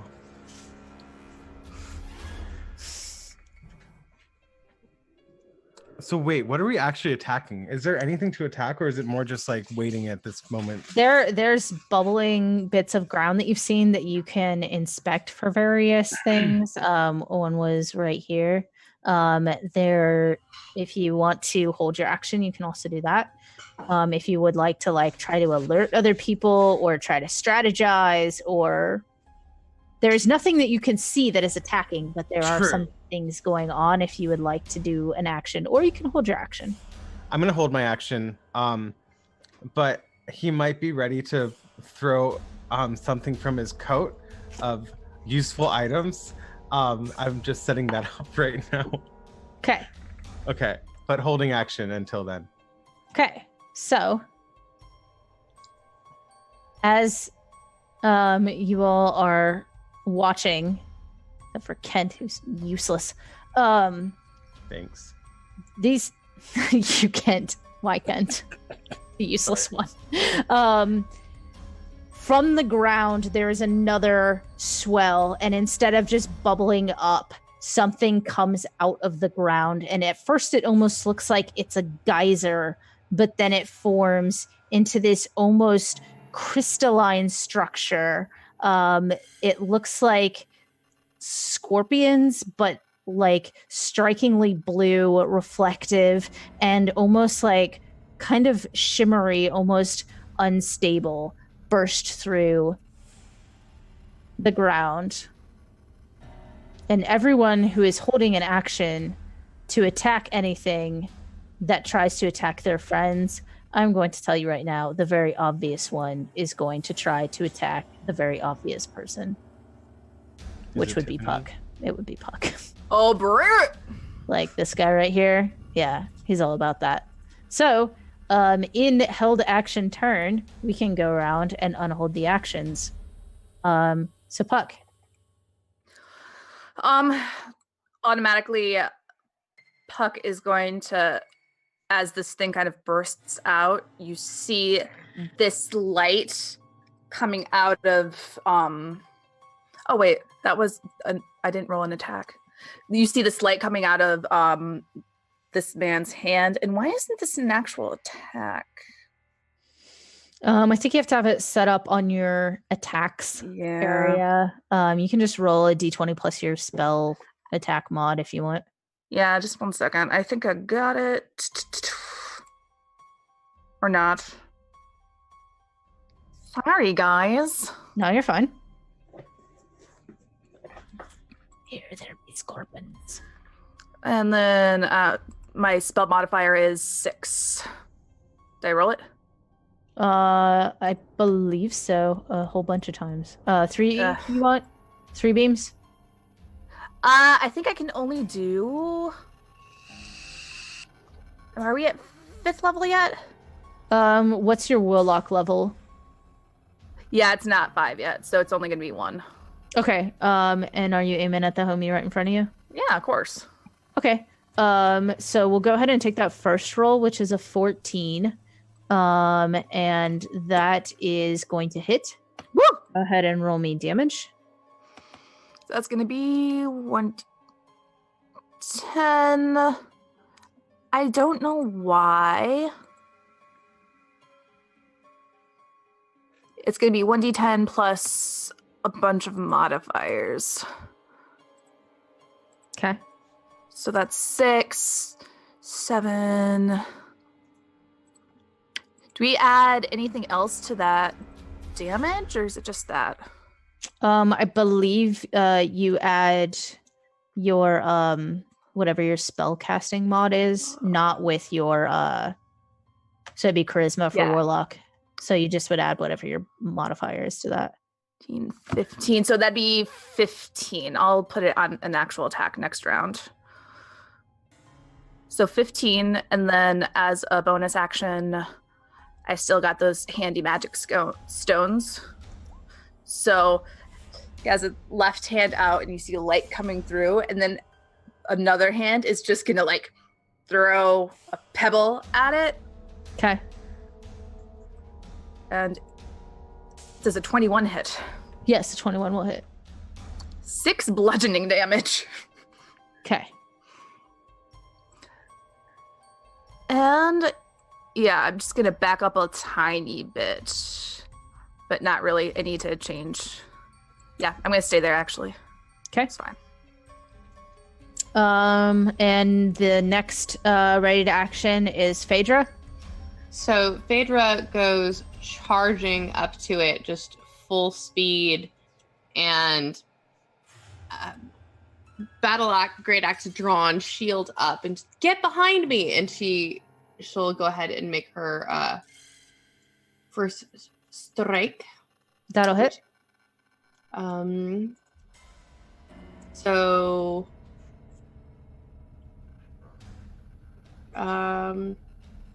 25, is it? 25, yeah. 25 points of damage. And then since she charged it, she's able to actually rear back on her back hooves and pummel it with her front hooves at the same time. Okay.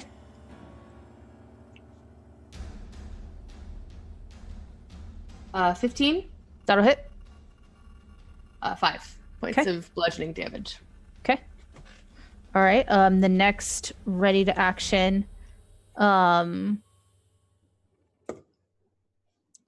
a streak of light goes out towards this one from this tiefling.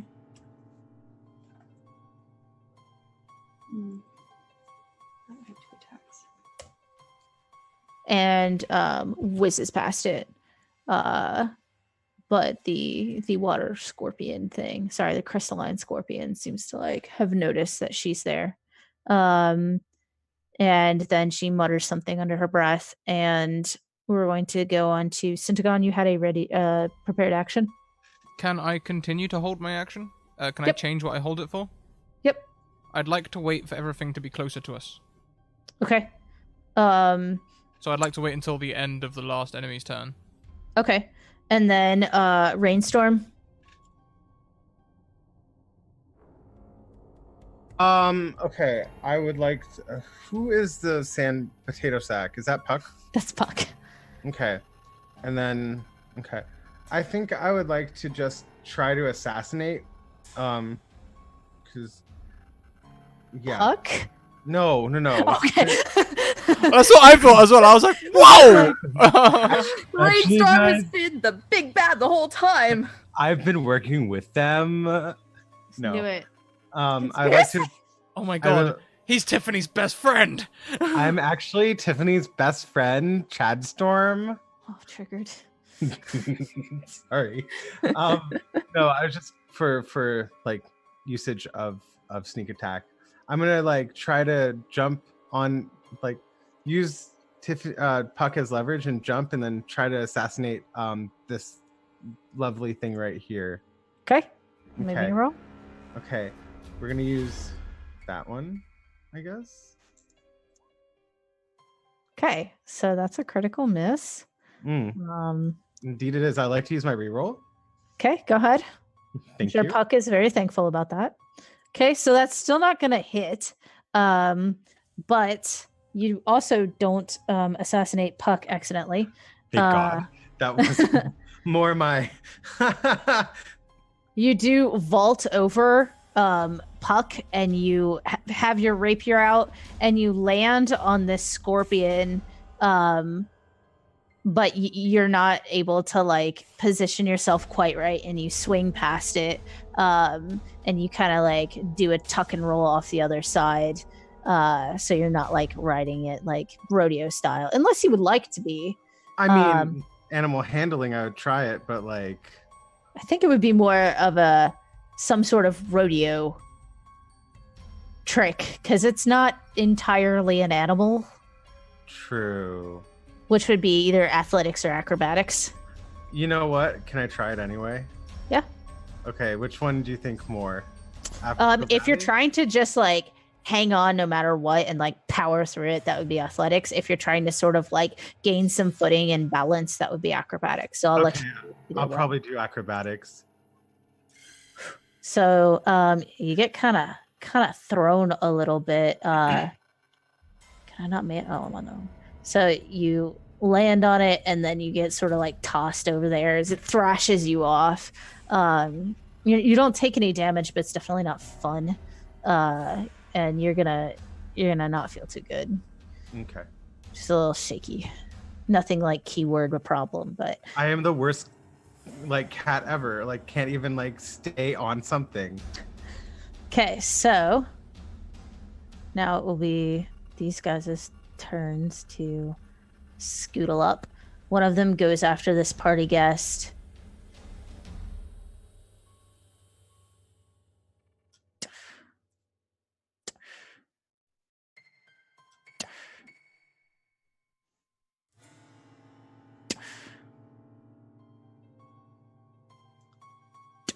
Oh, well, you know.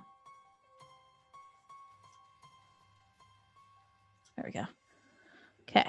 And then this guy's staying here because he's pretty well positioned to bop anybody. He's going to rotate slightly though. So, just for, visibility's sake. Oh god, I have to roll a bunch. Okay. I'm totally not reading how to attack with these things, and Okay. So as they go to attack, they make one attack with each claw and an attack with the pincer. We're going to just start with the guy that everyone is trying to kill. And we'll see if I can roll any better. Okay, so pincer number 1 against my pony friend. I don't think an 8 is going to hit you. And then against Puck, does a 15 hit you? Okay. And then with the tail swinging back to little Kit Kat, 9 is not going to hit you. And then we're going to go ahead and the one above that. Okay, that's going to hit. The one next to that. It's going to hit. And then the one over on the side. And then the one at the bottom. It's definitely going to hit. The one with our tiefling homie. It's going to hit. One on Kent. Okay. Okay. So,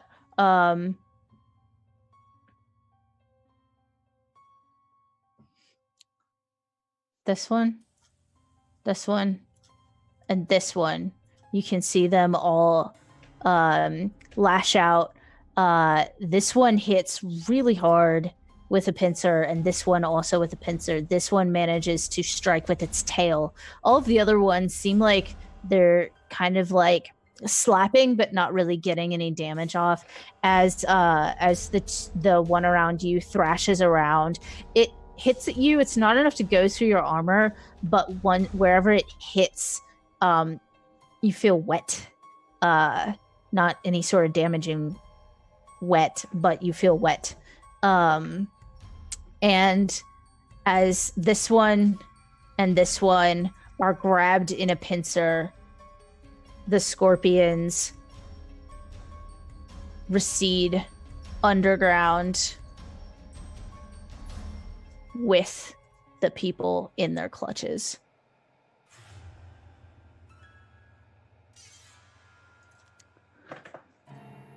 this got hit with the stinger.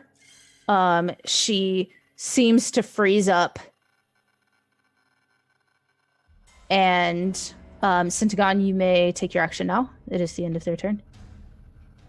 I would like to cast Slow. Okay. Slow has a long range and a radius of 40 feet. So I can choose up to six targets. I was just checking with my little thing, and I can get all of them within 40 feet. So I'd like to target all of the scorpions within that 40-foot space and have them roll a DC 15 Wisdom save, please. Okay.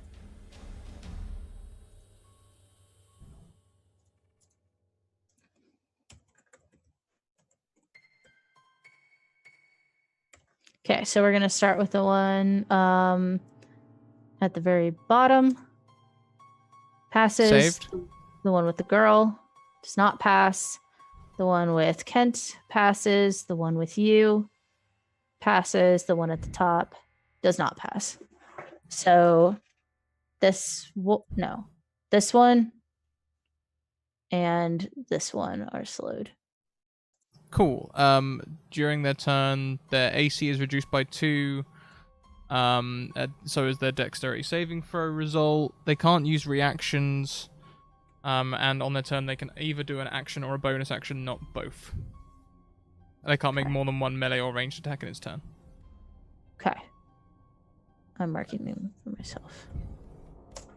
All right, perfect. All right, we are back up to the top of initiative order. Or no, I'm sorry, Kent has to do his thing. So Kent, being fairly distraught that this thing is here, is going to go ahead and cast at it. I think this is a spell. New spell attack, okay.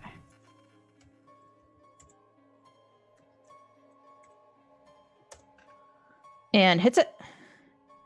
And this is, you see fire come out of his hand as he hurls it at it. I know how to count. Okay. And does some damage.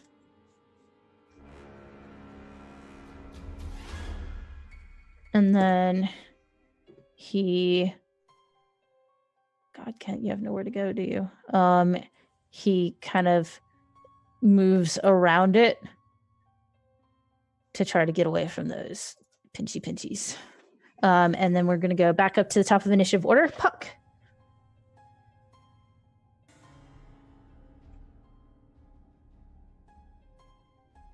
Sorry, I forgot about my mute button for a second. There's a lot of these things around. Or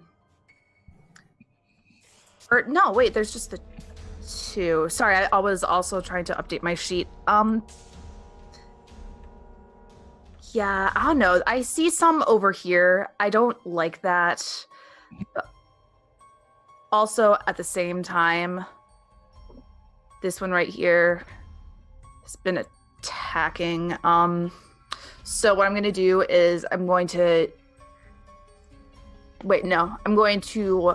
cast Eldritch Blast at this dude. Okay. There's a bonus action Magic Stone, that dude right there. Okay, make me some rolls. Boom, boom, boom. Eldritch Blast, go! No. Why do the rolls hate us? It's okay. It's okay, guys. We still have the Magic Stone. Hang on. I'm going to see if something bad happens. I don't have a reroll. I just have that, what's it called?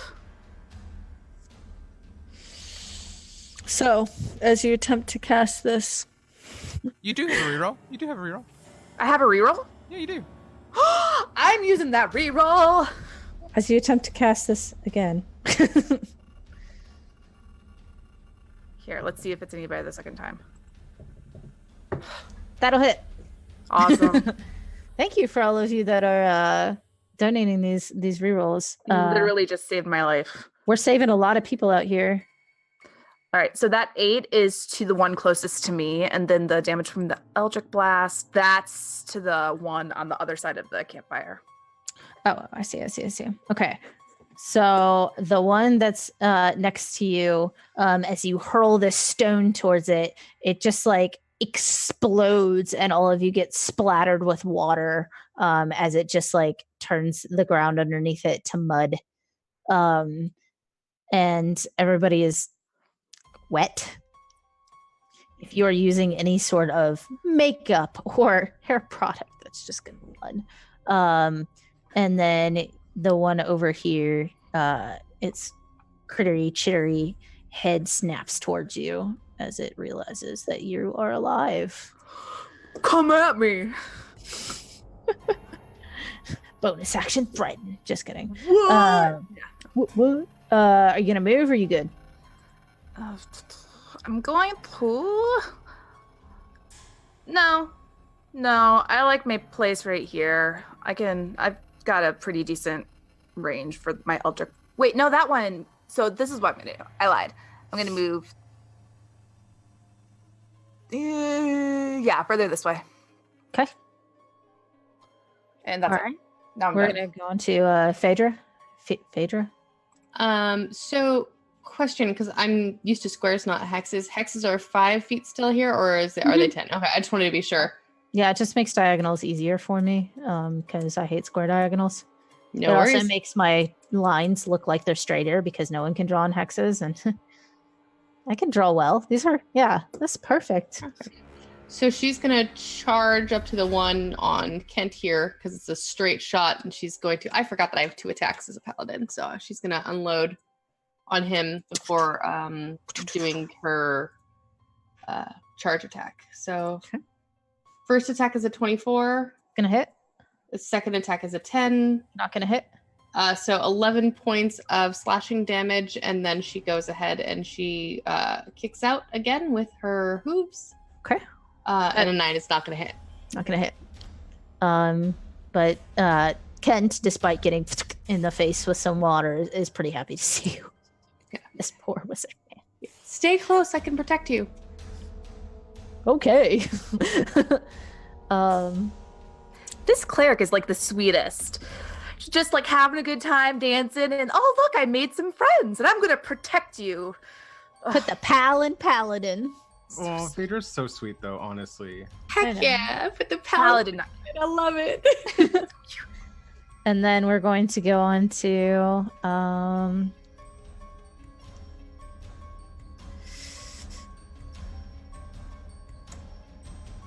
perfect. So she still looks like she can't really get anywhere. But you see her able to she casts something and we'll make this right.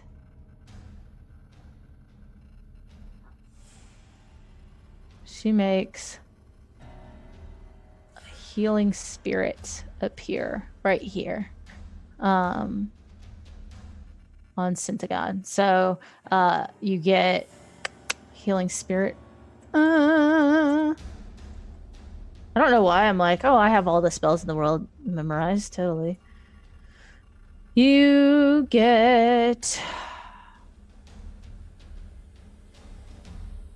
1d6 hit points back if you're not missing any. Obviously, it does nothing for Syntagon. For Sean. Sorry, Sean. Sean was already at full health. Yeah, I know that, but she don't know that. Cordassa don't know that. And then it will be on to Syntagon's turn. Shintagon is going to run towards this little tiefling that he seems somehow familiar with. He's going to turn to the scorpion, and still not trying to reveal his true identity. He's going to use the shove attack. The shove attack. To try and push them onto the fire. Okay. Ooh. Roll me a grapple check. I'd like to use my critical flip a coin. Okay. Roll me a critical flip of the coin. Girl. 1 fail, 2 success. What? All right. So you come up next to this paralyzed lady, and you do the shove attack onto the scorpion, and you do so well it just goes flying into this fire, and you hear this hissing noise. And at first you think it's coming from the scorpion, but you realize that this is a very, very familiar sort of sound that you feel like someone named Belinda may have uttered at some point in their life, or what passed as a life. And go ahead and roll me 3d10 damage.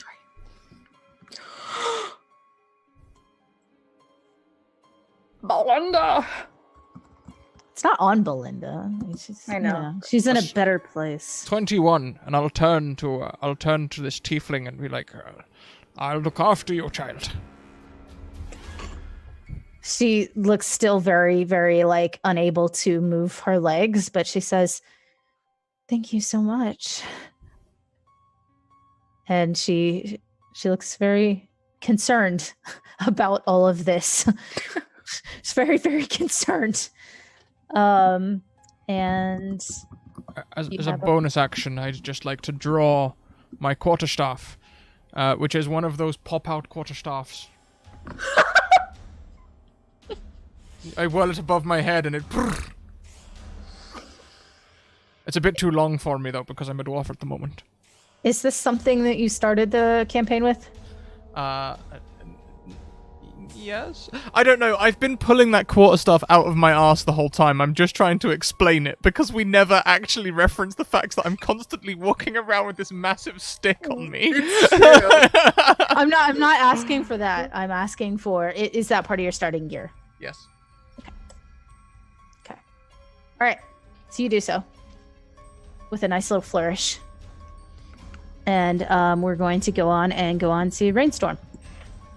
Looks like we got a new friend. Yeah, so Rainstorm would like to Thanks for the raid.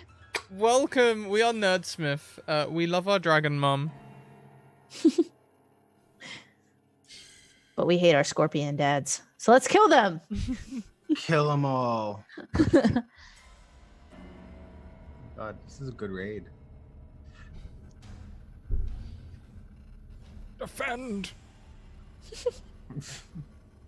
Thank you guys so much for the subs and everything and follows. We're fighting water scorpions and my cat. Her name is Valkyrie. Say thanks for the raid.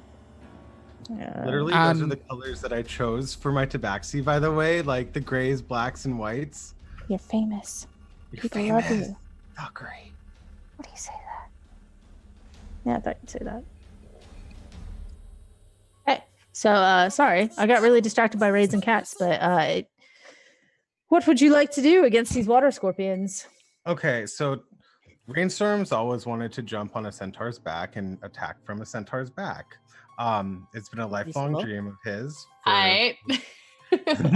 Weird flex, but okay. Weird flex, but you know. So he sees his opportunity, jumps onto Phaedra's back. Sorry, no consent. And then a cat jumping on a back. That's strange. Weird, right? So weird.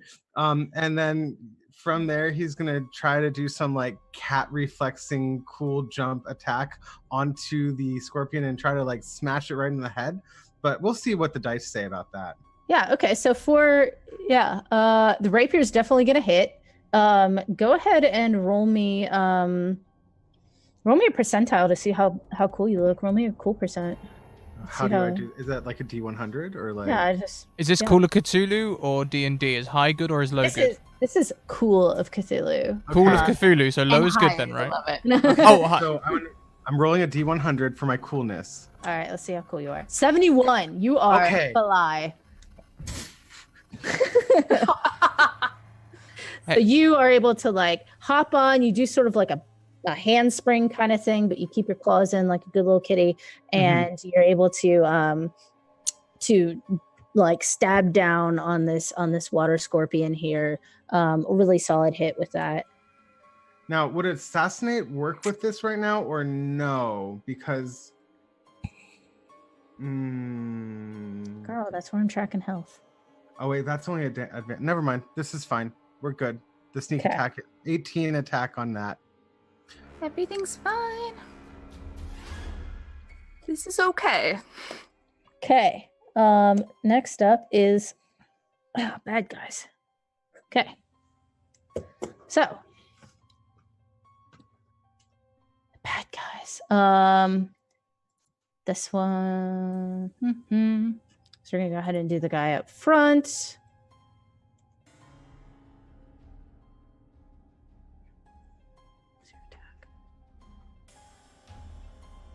That was +3.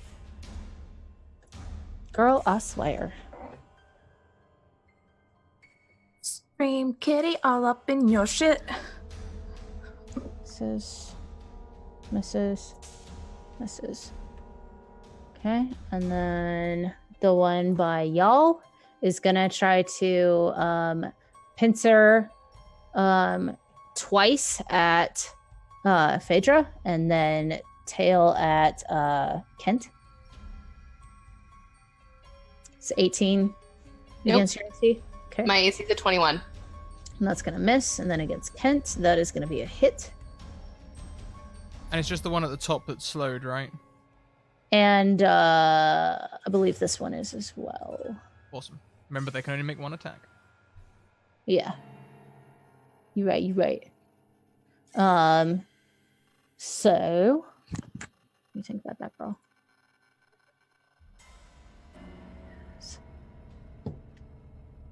Girl, stop. So Kent is paralyzed and is gonna think.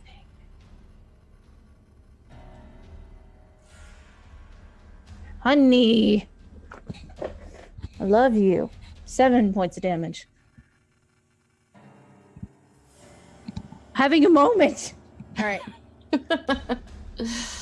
You step on my airplane mode, I'm going to be very cross with you. All right, so that.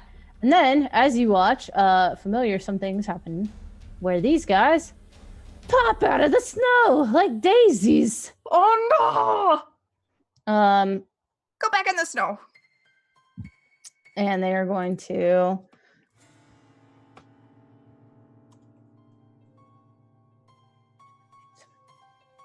hit. And then to hit. And then this one is going to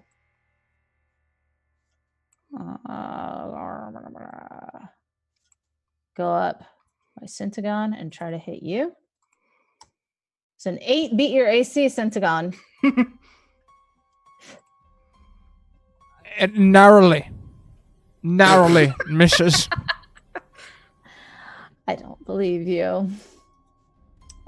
These two did hit, so they grasp party guests in their claws, and you all will be very happy to know Tiffany goes under. I've heard that about her. Exactly. Woo! That's some salacious gossip right there. I'm not surprised. Gosh, me either. Not at all. And this one is going to continue to take fire damage.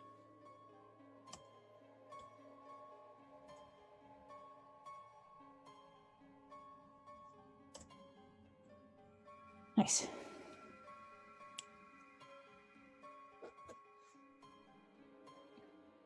And dies. The one in the fire becomes essentially steam as it boils into nothing. Crab bake. And we are going to go on to Kent, who will attempt to save.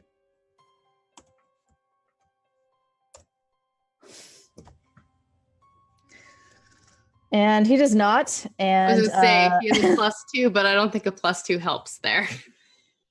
Yeah, it does not. So Kent is just standing there being rather useless.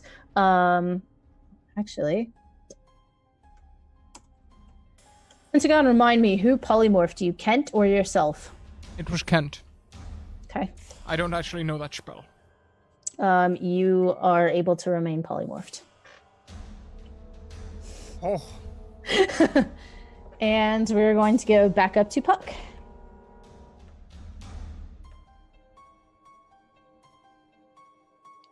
Who is muted? Who is 1 second? Always forget that I'm muted. And then I forget that I'm not muted at the most awkward times. Okay, so you've probably already said this. These aren't anything, right? Those are just decorations that we know of. Which are? The green things at the bottom. Those are topiaries. Okay. They're bushes. Just wanted to make sure it wasn't like, I don't know, weird scorpion. They do not appear to be living, moving, breathing in any way. Okay. Now, They said appear, burn it just in case. No. Just have to find good topia. Yeah. Where is Kent right now? Kent is down here with Phaedra and Rainstorm. Okay. I see this one over here. This one's not getting a lot of... So, Eldritch Blast on you, buddy. The one up top or the one by Kent? The one on top. Okay. Because, nat 20. Beautiful. Roll me double damage. All right, so 18, because I think that rolled twice. Yeah. Does it? Okay. Mm-hmm. So 18 there, and if I have... How far does this go? Yeah, I don't think it goes far enough to...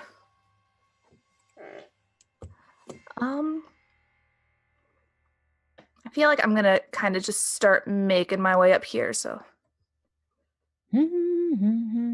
Just casually strolling. Yep, I'm right here now.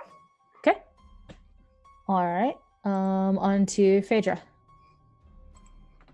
Okay, Phaedra is how is Kent looking? Is he looking bad? Is he looking like he's not gonna be able to stand much more? He's looking paralyzed and he's been hit. But he doesn't look like he's keyword bloodied. Okay.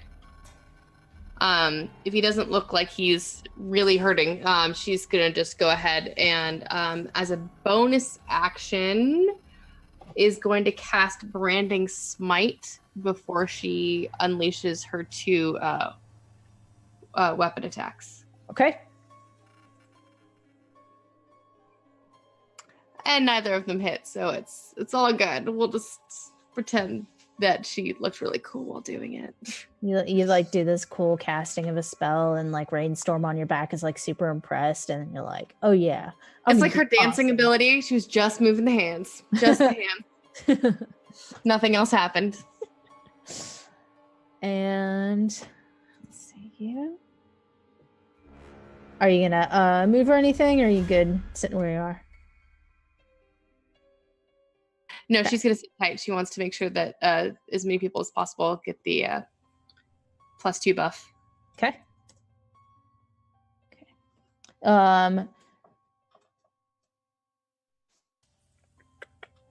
She is going, Cordasa is going to go ahead and move her spirit. Oh God. Oh, I just made it huge. That's fine. Oh, it's 2 parts. I'm really stupid. Whatever. Now it's a big line over onto Kent. And she's going to...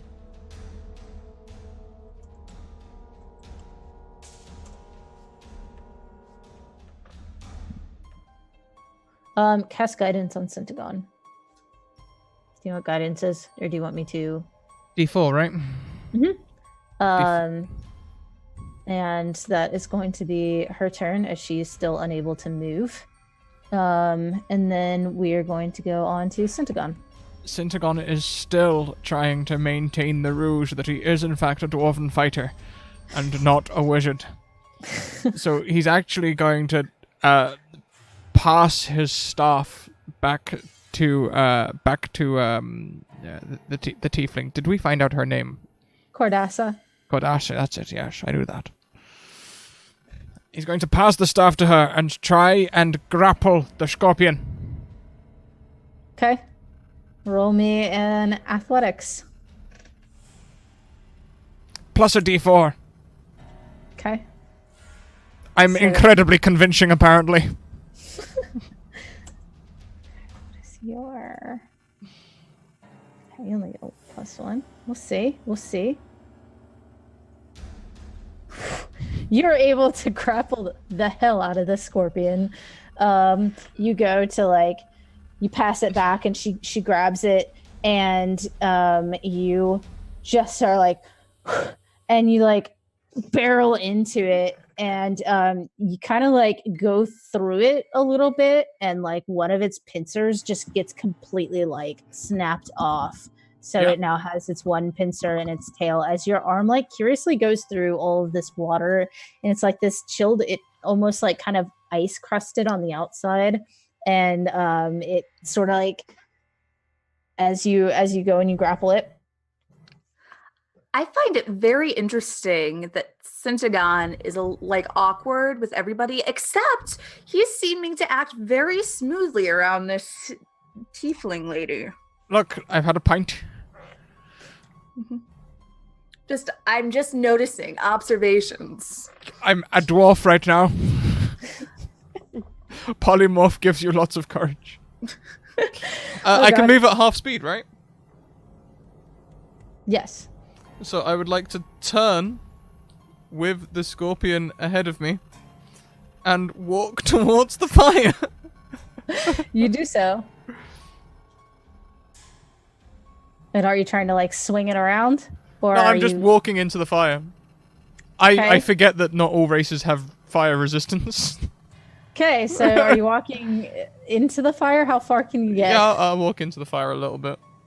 Okay, so you were kind of like sharing the same square, so you walk into it a little bit, and this thing starts to get very, very hot in your hands. Go ahead and make me a con save. Well, here it comes.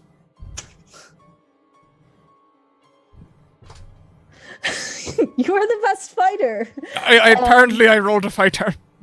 It is very, very hot, but curiously, it's like bath water. This is okay. You haven't had a bath in a while. It's actually kind of refreshing, you know, not be in jail or in a room full of corpses, or, you know, it's pretty good. So the scorpion is going to go ahead and take some Damaggio. You are only slightly in the fire, right? Maybe like 5 feet in. Okay, yeah, go ahead and roll me the full 3d10 on it. 17 damage. Okay. Just below average, I think. Okay. So you drag it in there and it starts hissing with its one arm flailing and its tail flailing as it begins to boil. Rainstorm. Yes, hi, that's me, Rainstorm. How's it going? Rainstorm would like to do the same exact thing that he did before onto the same exact scorpion, and yeah, that's what he's gonna try and do with the nat 20. Holy crap! Double damage. Okay, so all that, I guess I don't know what's going on, but there.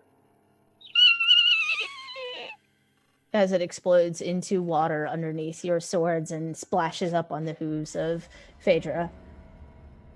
Well, that's weird that it just turned into water.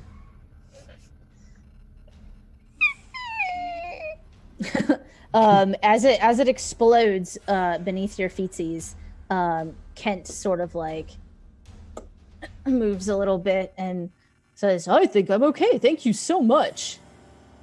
Like you're super welcome. I'm glad you're okay. And You're then weird. I've got to hand it. No, I'm just kidding.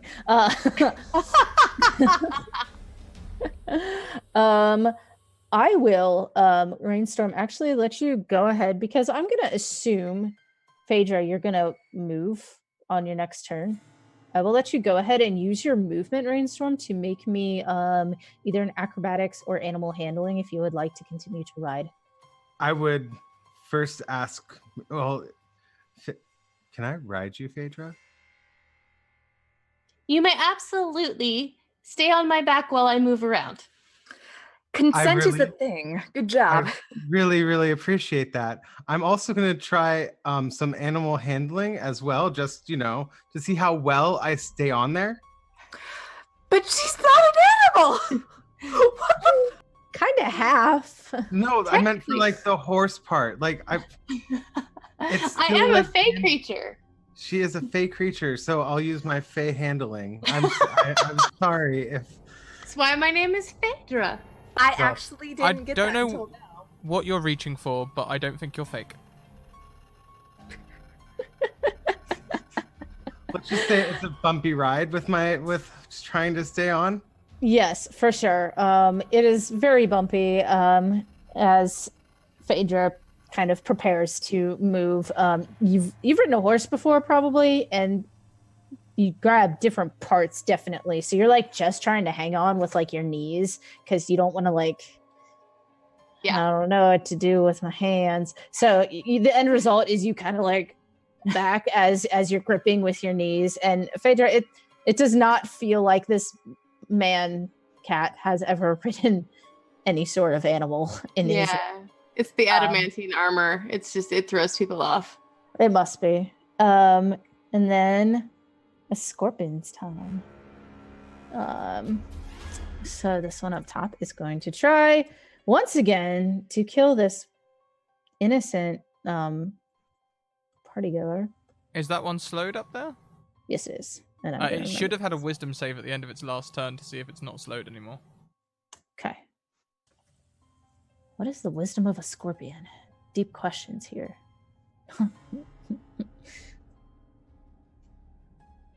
It's not slowed anymore. Okay, so thank you for your openness, but I'm actually still only gonna roll once because I rolled 3 times last time, so it's gonna even it out. Well, luckily it hits anyway. So it grabs the person in front of it, and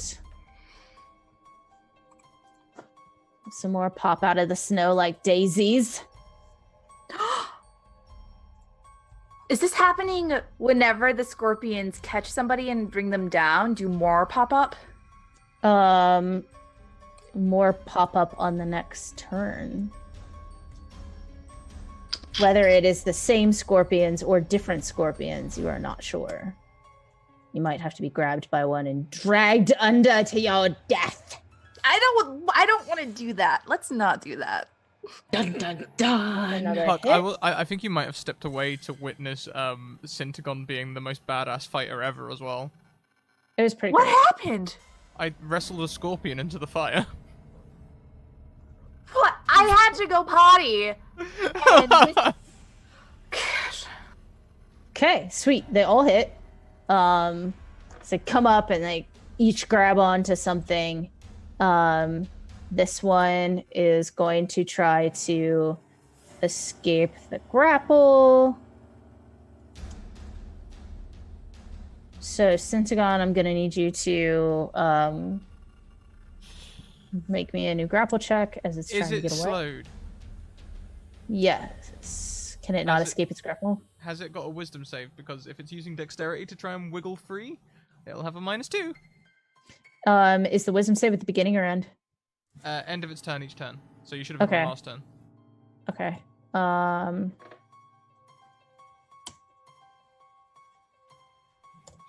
It failed its wisdom save, and then we're gonna use 15 minus 2, so it's gonna be a 13 to try to get away. I'm gonna use a reroll. I want to maintain my my badassness. Your badassery. I cannot. It is able to wiggle free, but it is starting in this fire. Just gonna take 11 more points of damage. And it is looking rough as it kind of like away from you. But it does manage to move slightly away. And then these guys. Oh, they're out.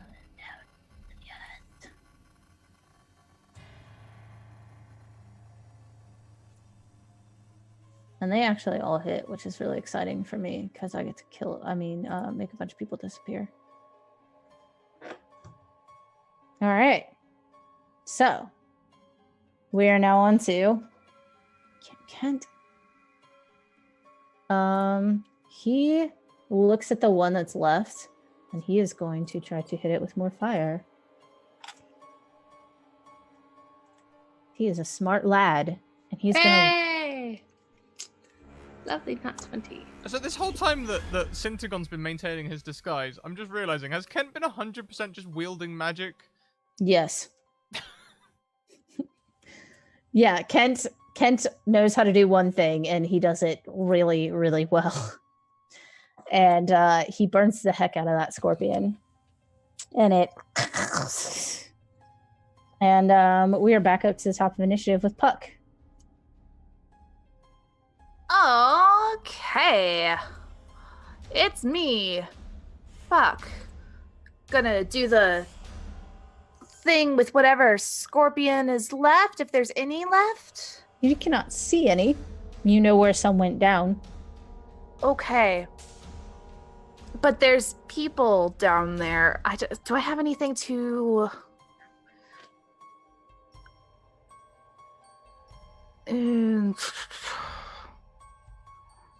Yeah, I'm gonna hold my action.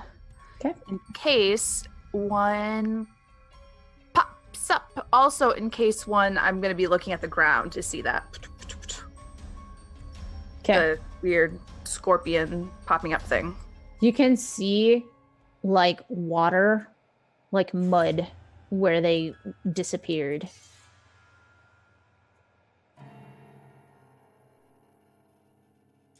Okay, well, if I can see mud, yeah, I'm just gonna go for it. Eldritch Blast where the mud is, because at this point, Which let's one? go over here, the one that I was...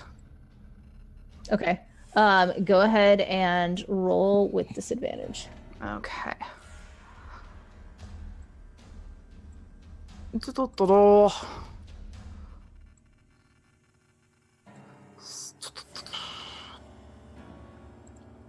That's going to be 13. It's not going to hit, but you It's feel fine. like you are as on target as you could be. You're like, you know what? See it or not, I know where I'm aiming. Oh man, no, not really. But that's okay. We got this. Kind of, no. And I'm just going to stay put. On to Phaedra. Phaedra is going to maintain the concentration on her branding smite and run up to next to where one was coming up and down and just prepare her great axe to just wail on it the second that it pops back up. Okay. And then it's Cordassa's turn. Who's really determined? As Cordassa stands with this staff in her hands, and now that there's no longer any scorpions around, she kind of watches the one in the fire evaporate with this dwarf, and she looks at it, and she looks up at Sean and says, Syntagon? I knew it was you. I could feel it. I've been...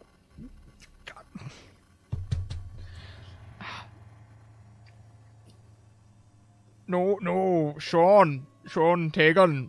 You see, I'm Scorpion Wrestler by trade, in fact. It's my living. Lucky I'm here. Only a deception. I've done so well. I've done so well. Oh God. Roll with advantage. Okay, either way. Okay. I really want to be able to hear this. Can I roll like a overhear and be nosy check? Perception, yeah, sure. No, I don't. So as she's looking at it and looking at you, there's a moment that passes over her face, and for a moment she seems to think, if this isn't Centagon, then you've done something to Centagon. And then she tilts her head and looks at you standing in the fire and kind of shakes her head. And she walks over to join you in the fire. And she looks deeply into your eyes and she says, "We've missed you so much. Why did you sign up to do this? This isn't fair. I just want you to come back home." And she takes out the jewel and she gives it to him and says, "Please, I just want you to come back home." And as she says this, as she says the word home, something echoes in your mind of a place that's dark, that's hunger, that's cold. And she hands this out to you and says, "Please, you have to remember."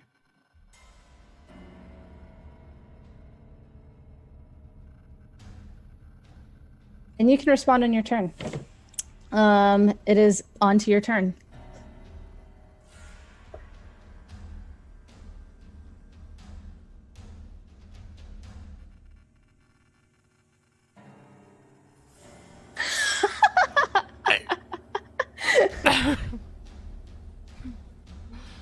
Centagon books it out of the establishment. That's such a Centagon thing to do. Do you take it? No, I just run. I run. You book it. So, okay. So how far can you run? Can you run off screen? Yeah, I can run 30 feet naturally. I can now dash as an action and a bonus action, so I have 90 feet movement speed. Okay, you book it. You book it the heck out of there. And as a reaction, as you run past, she yells out after you, "Don't touch the water."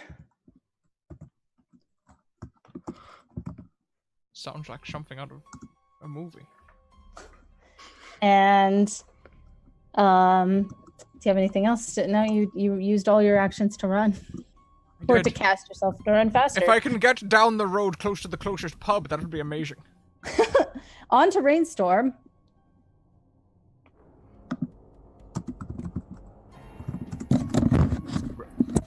Sorry.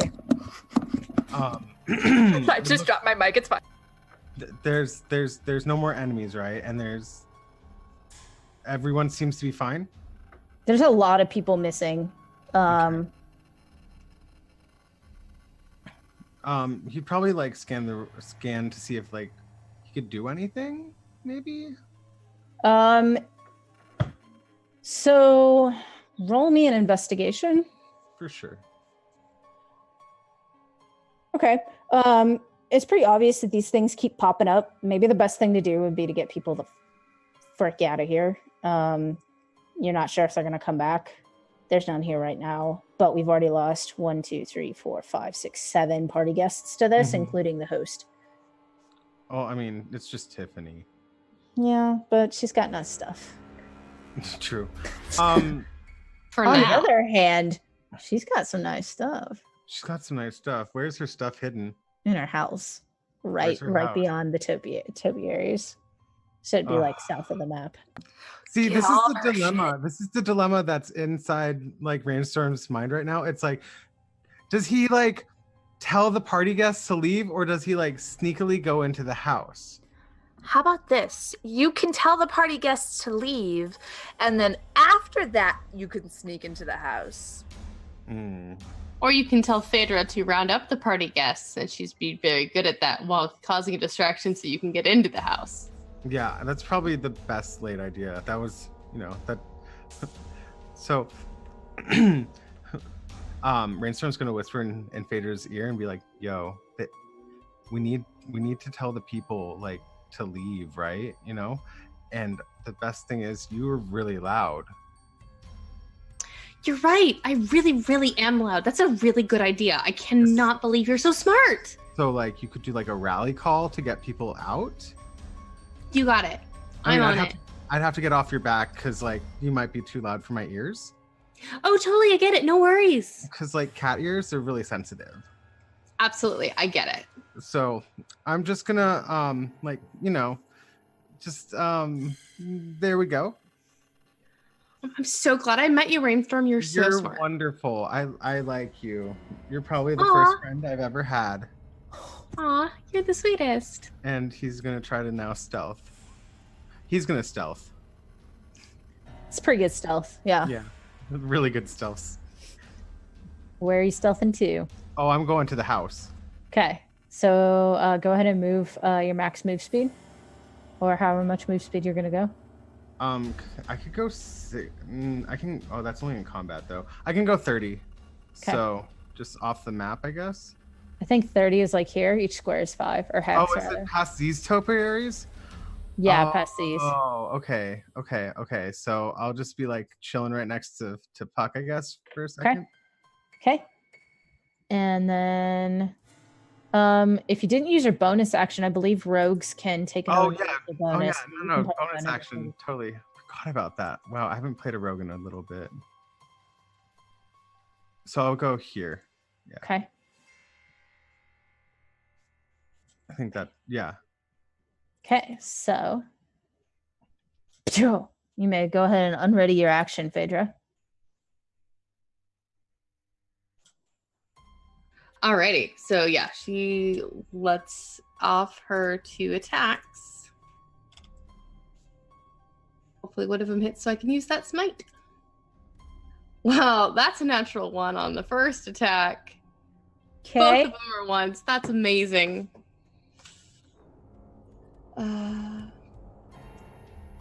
You're fine. It just misses. And another natural 1. Okay. Literally 3. How is this happening?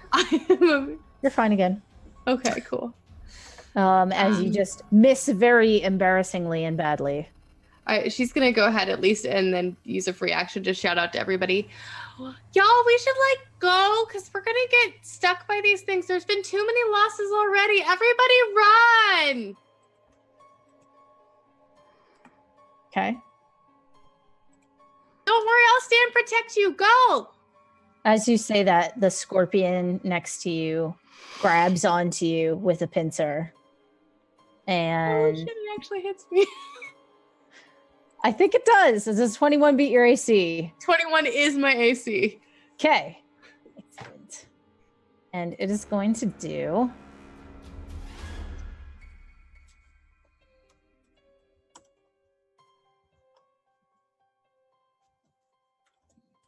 12 damage to you.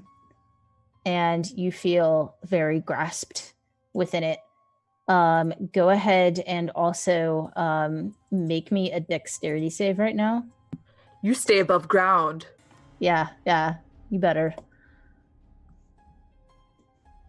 You got this. It's a natural 20. Okay, as this thing grabs you and crushes down on your horsey legs, you're like, yeet, and you just yeet out of that grasp. You can sort of feel as it like your hoofs were starting to like sink into the ground as it turned to mud underneath you and starts sinking. And as you jump away, it kind of like looks up at you like partially submerged in mud and like. You shouldn't grab a lady's leg without her asking her permission. Very true. Nice. That's another hit. That is not a hit. So this one goes ahead and grabs and burrows with another guest. The man that poor Tiffany was trying to chat up. This one misses. And this one is angry. And then Kent. I hate when all of my people all go really close together. Bud is going to miss somehow. And he is going to go ahead and, upon hearing that people should get out,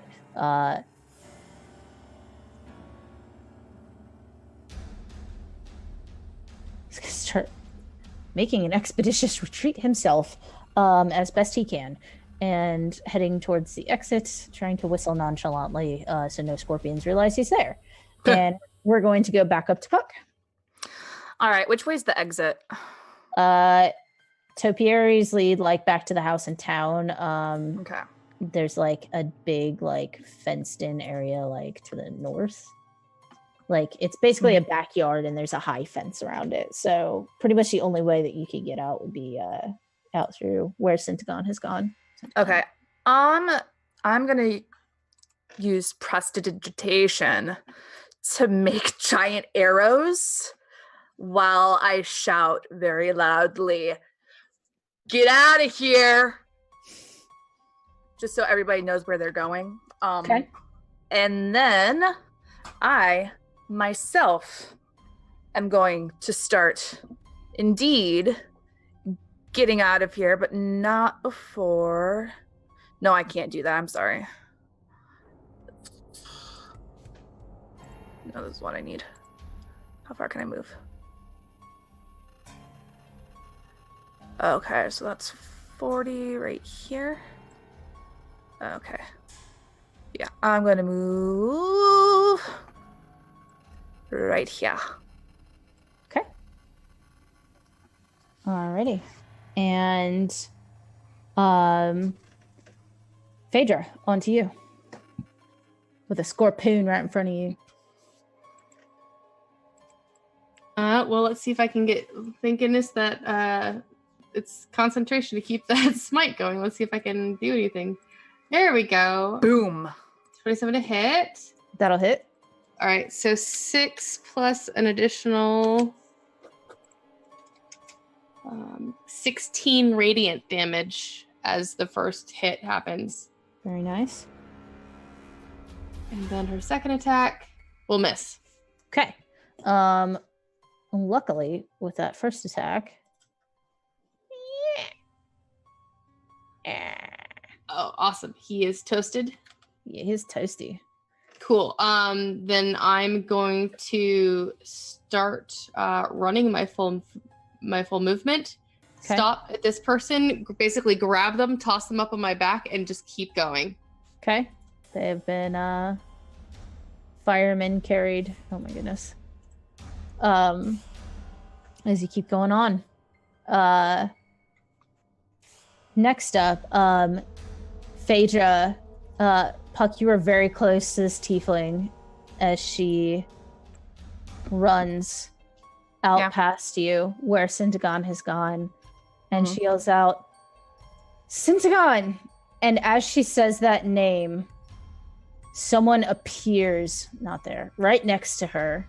Okay. It is a woman who has lines painted down her face and out. She seems almost bestial, and she's wearing a swirling cloak as she seems to appear out of thin air. And she says, "Stupid girl, you shouldn't be here." And she grabs a hold of her and looks at you and almost seems to growl fairly and bare some fangs as she says, "None of this should have happened. It's all ruined now." And she and the girl disappear. Fuck. I don't think I have any reactions because. As she disappears, this scorpion also melts away into water. All I'm keeping that woman's face in my mind, the one with the lines. As well, you should. We are now out of initiative order. Combat has finished. I'll continue running to the pub. Thank you very much. You can definitely find it's the same kind of sketchy pub as you're continuing to run, and at some point along the way, you feel yourself getting taller. And I go back to Tiefling. You realize you left your staff. Puck, as Yes. as you see this thing happen in front of you, as she disappears, the staff and the jewels fall to the ground.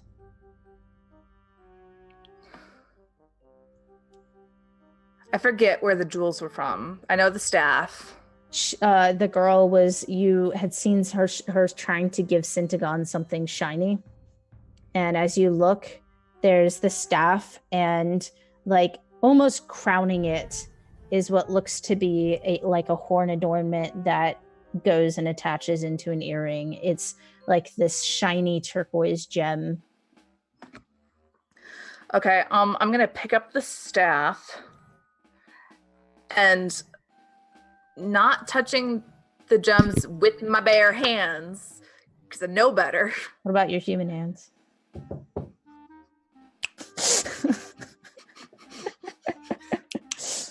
Not with those either. I'm gonna like take a handkerchief and just kind of tie them up. Okay. And go after Syntagon, who seemed to just be running away. What on earth, my dude?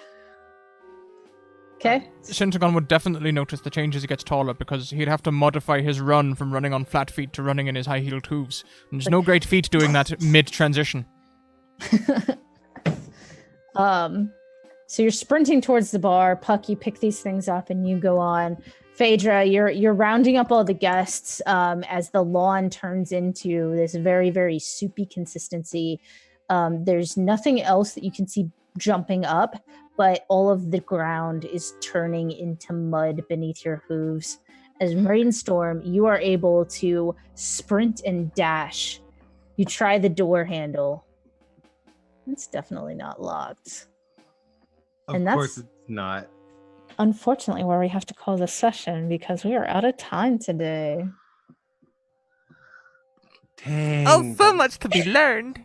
What on earth? Beautiful. Thank you. That was a gorgeous session. It's so much That was fun. so much fun. Also, I have the cursed keys. Player context. If I need to drop that, then should I drop them or Keep them. Oh no, absolutely keep them. What do you think is going to get you all the things in Tiff's house? lit? Okay, for sure. I mean, you're still covered in pussy spider bites, but you know what? It's all a trade-off. Pussy spider bites. That's what. Good. Yep. It's okay. Last time I had like a foreign alien growing inside of me for most of the episode, so It's all good. It's like alien burst out of your chest eventually. Well, everyone, here we are at the end of the session. Let's go round. Let's talk about who we are, where we can find each other, and all the wonderful things that we get up to, and also what your favorite part of today's session was. Let's start with the wonderful Sulky Dreams. Tessa, oh hi. Hi! I am Sulky Dreams, otherwise known as Tessa. You can find me on the We Are Nerdsmith network. They came in earlier for your raid. Thank you, guys. I'm known as their dragon mom, so that might have been part of that. You can find me there. I'm on a Countless Heroes, which runs 4 nights a week for the next 2 weeks, and then the show ends and we'll be having some things new. So stay tuned for that. I'm also on Shenanigans and a bunch of other podcasts. Shenanigans you can find every Tuesday night at 7 p.m. PST on the We Are Nerdsmith network. My favorite part of tonight's session was probably like just my dancing. It was really, really fun. Also, Tiffany is terrible. It is also my sister's name, and I hate her.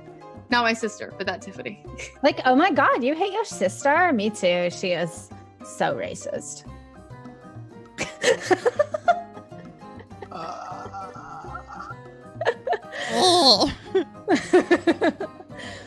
Well, next around, let's carry on across the bottom of the stream to Kent Weeps. That was everything, right? I've not cut you off at all. That was all. Lovely. Thank you so guys much for for having coming me on. today. It was great having you. I'll have to get you back again sometime very soon. It was a blast. So next we come around to Kent Weebs. Kent, for your first stream, that was amazing. Oh my god, guys, thank you so much. My name is Kent Weebs. This has been my first Scratticus stream here on the Twitch network. Also, I'm gonna start streaming. I'm probably gonna be a variety streamer here on Twitch, you know. Play some like Jackbox with the community. Also do some like Tales of Symphonia is something that I really have been getting up with. You know, just try to learn how to stream, get affiliate maybe. You can find me on the internet at Kent Weebs or on Twitter Kent Weebs, or you know, in random channels where I might be hanging out. Thank you. Kent Weebs here. First stream. What was the favorite part of your first stream, Kent? Oh, my favorite part was definitely being a cat that jumped on a centaur's back and killed something. Also, her dancing too. That was pretty fun. Fantastic. Tessa dances the exact same way, so it's fine. So thank you for having me. It's always a pleasure. Indeed, indeed. Next, Abigator Frenzy. Oh my goodness, you guys. Okay, but before I talk about the session, my name is Abigator Frenzy. You can find me on Twitter.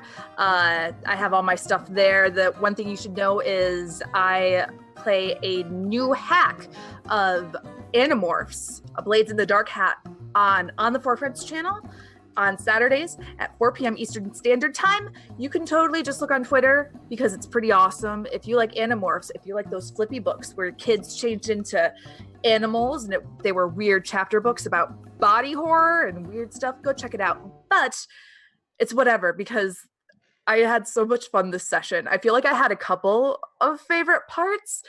Phaedra's just like overall I just want to help whoever I can, and I'm just like, I'm dancing, and it's all good, because I'm here, and I'm having a good time, and you should have a good time, too. And Rainstorm's general, like, oh, I am kind of having a good time, too, but I'm also trying to be sneaky, but there's a bunch of, like, shiny stuff. And oh my gosh, look, there's things I can jump on? I'm totally gonna jump on that and, like, be a... And Syntagon's like, I'm a dwarf. I will... push things into the fire. I was a damn convincing dwarf, I'll have you know. I don't know Yeah, how they saw through me. You were. I didn't use any magic, hardly. I only used slow, which I checked. I had very small verbal and semantic. Slow. It was amazing. Ironically, I cast slow very quickly. And the cliffhanger ending. Who was the lady? Who Thank was you. the lady? I want to know. Just tell Welcome, me. Ascension Stories. Thank you so much for the raid. We're just wrapping up, but I have an important announcement at the end of the stream, so hang on to your seats. Thank you so much, Abby. Sorry, I just cut you off a little bit there, but who is You're the totally person? fine, that's it. I also want to know the person, but also Syntagon doesn't. Holly, Sage of Philia. Oh, hi. I'm Sagephilia. You can find me on Twitter at Sagephilia. I'm also here Tuesdays and Thursdays streaming Call of Cthulhu and streaming this. Thank you guys all for coming and all the raids and all the new subs and all the re-rolls and the complications. I loved every minute of it. I think, gosh, I really did love the stacking animals thing. It reminded me of that scene in Aladdin where the Sultan's just making a pyramid out of animals, and I just picture like, oh, can we put like a very like small, like, I don't know, what's a little frog race maybe on top of Rainstorm, and then just have like, just see how high we can go, you know? Just like a little grung up there on top. Yeah, exactly. Grown, yeah. Just and I don't know, maybe find like a yawn tea or something for Phaedra to like sort of lay on while we're going, you know, like let's just stack it, man. That was a blast. I loved how everybody had like this like whack-a-mole moment where they're like, I'm gonna ready my action, as soon as they pop up. That was a lot of fun. And I loved the facial expressions of Abigator as this lady is talking to Syntagon, and Syntagon wrestling these animals into the water, doing such a good job being a dwarf. Well, such a good job being a fighter and such a bad job of not being a tiefling. And yeah, I'm really excited to introduce some people and some intrigue. That just leaves me. Oh, sorry. Yeah, Scratticus. Tell me about you. Yeah, that just leaves me. Everyone, thank you so much. Check out the links. That's where all of my information is. Big thank you to our sponsors, Bird in the Storm Publishing and Mage Hand Press, who we are forever grateful to. My favorite moments had to be the rivalry between me and Abby, when Abby not only betrayed me by stealing my girl, but also therefore confirmed that she wasn't that interested in being my girl / person / them. So that was hard to accept. The announcement. Oh, sorry. No, you carry on. Maintaining eye contact was, I think, the highlight. Where it was just this dwarf and this big curly-haired guy, just like. The announcement. The announcement is I'm doing a charity stream in 3.5 hours. I think it's on Scarathon TV, which was the person we're going to raid. So get in there, follow them, come back. I think we're doing 5 a.m. till 7 a.m. EST, I think. So that is the announcement. And I've definitely been promoting this all week and I haven't just remembered. Absolutely. Yeah, I remember all the promotions. Yeah. Mm-hmm. It's been known. Can you confirm? We've been known. Yeah. And you're right, Ken. I don't sleep. Sleep's for, I'm a faker. That's it, everyone. We'll be back. Well, I'll be back on another channel in about 3.5 hours. I hopefully see you there. They're raising money for a good cause. I believe it's for St. Jude's. So we'll see you over there. Until then, keep evoking emotions. We'll be back next week on Monday at 2 p.m. EST when we're back for streams 2 p.m., 7 p.m., and 10 p.m. EST, Monday to Thursday. Keep on evoking emotions. Do all the things. Have a great weekend. Yeah. See you later. Bye.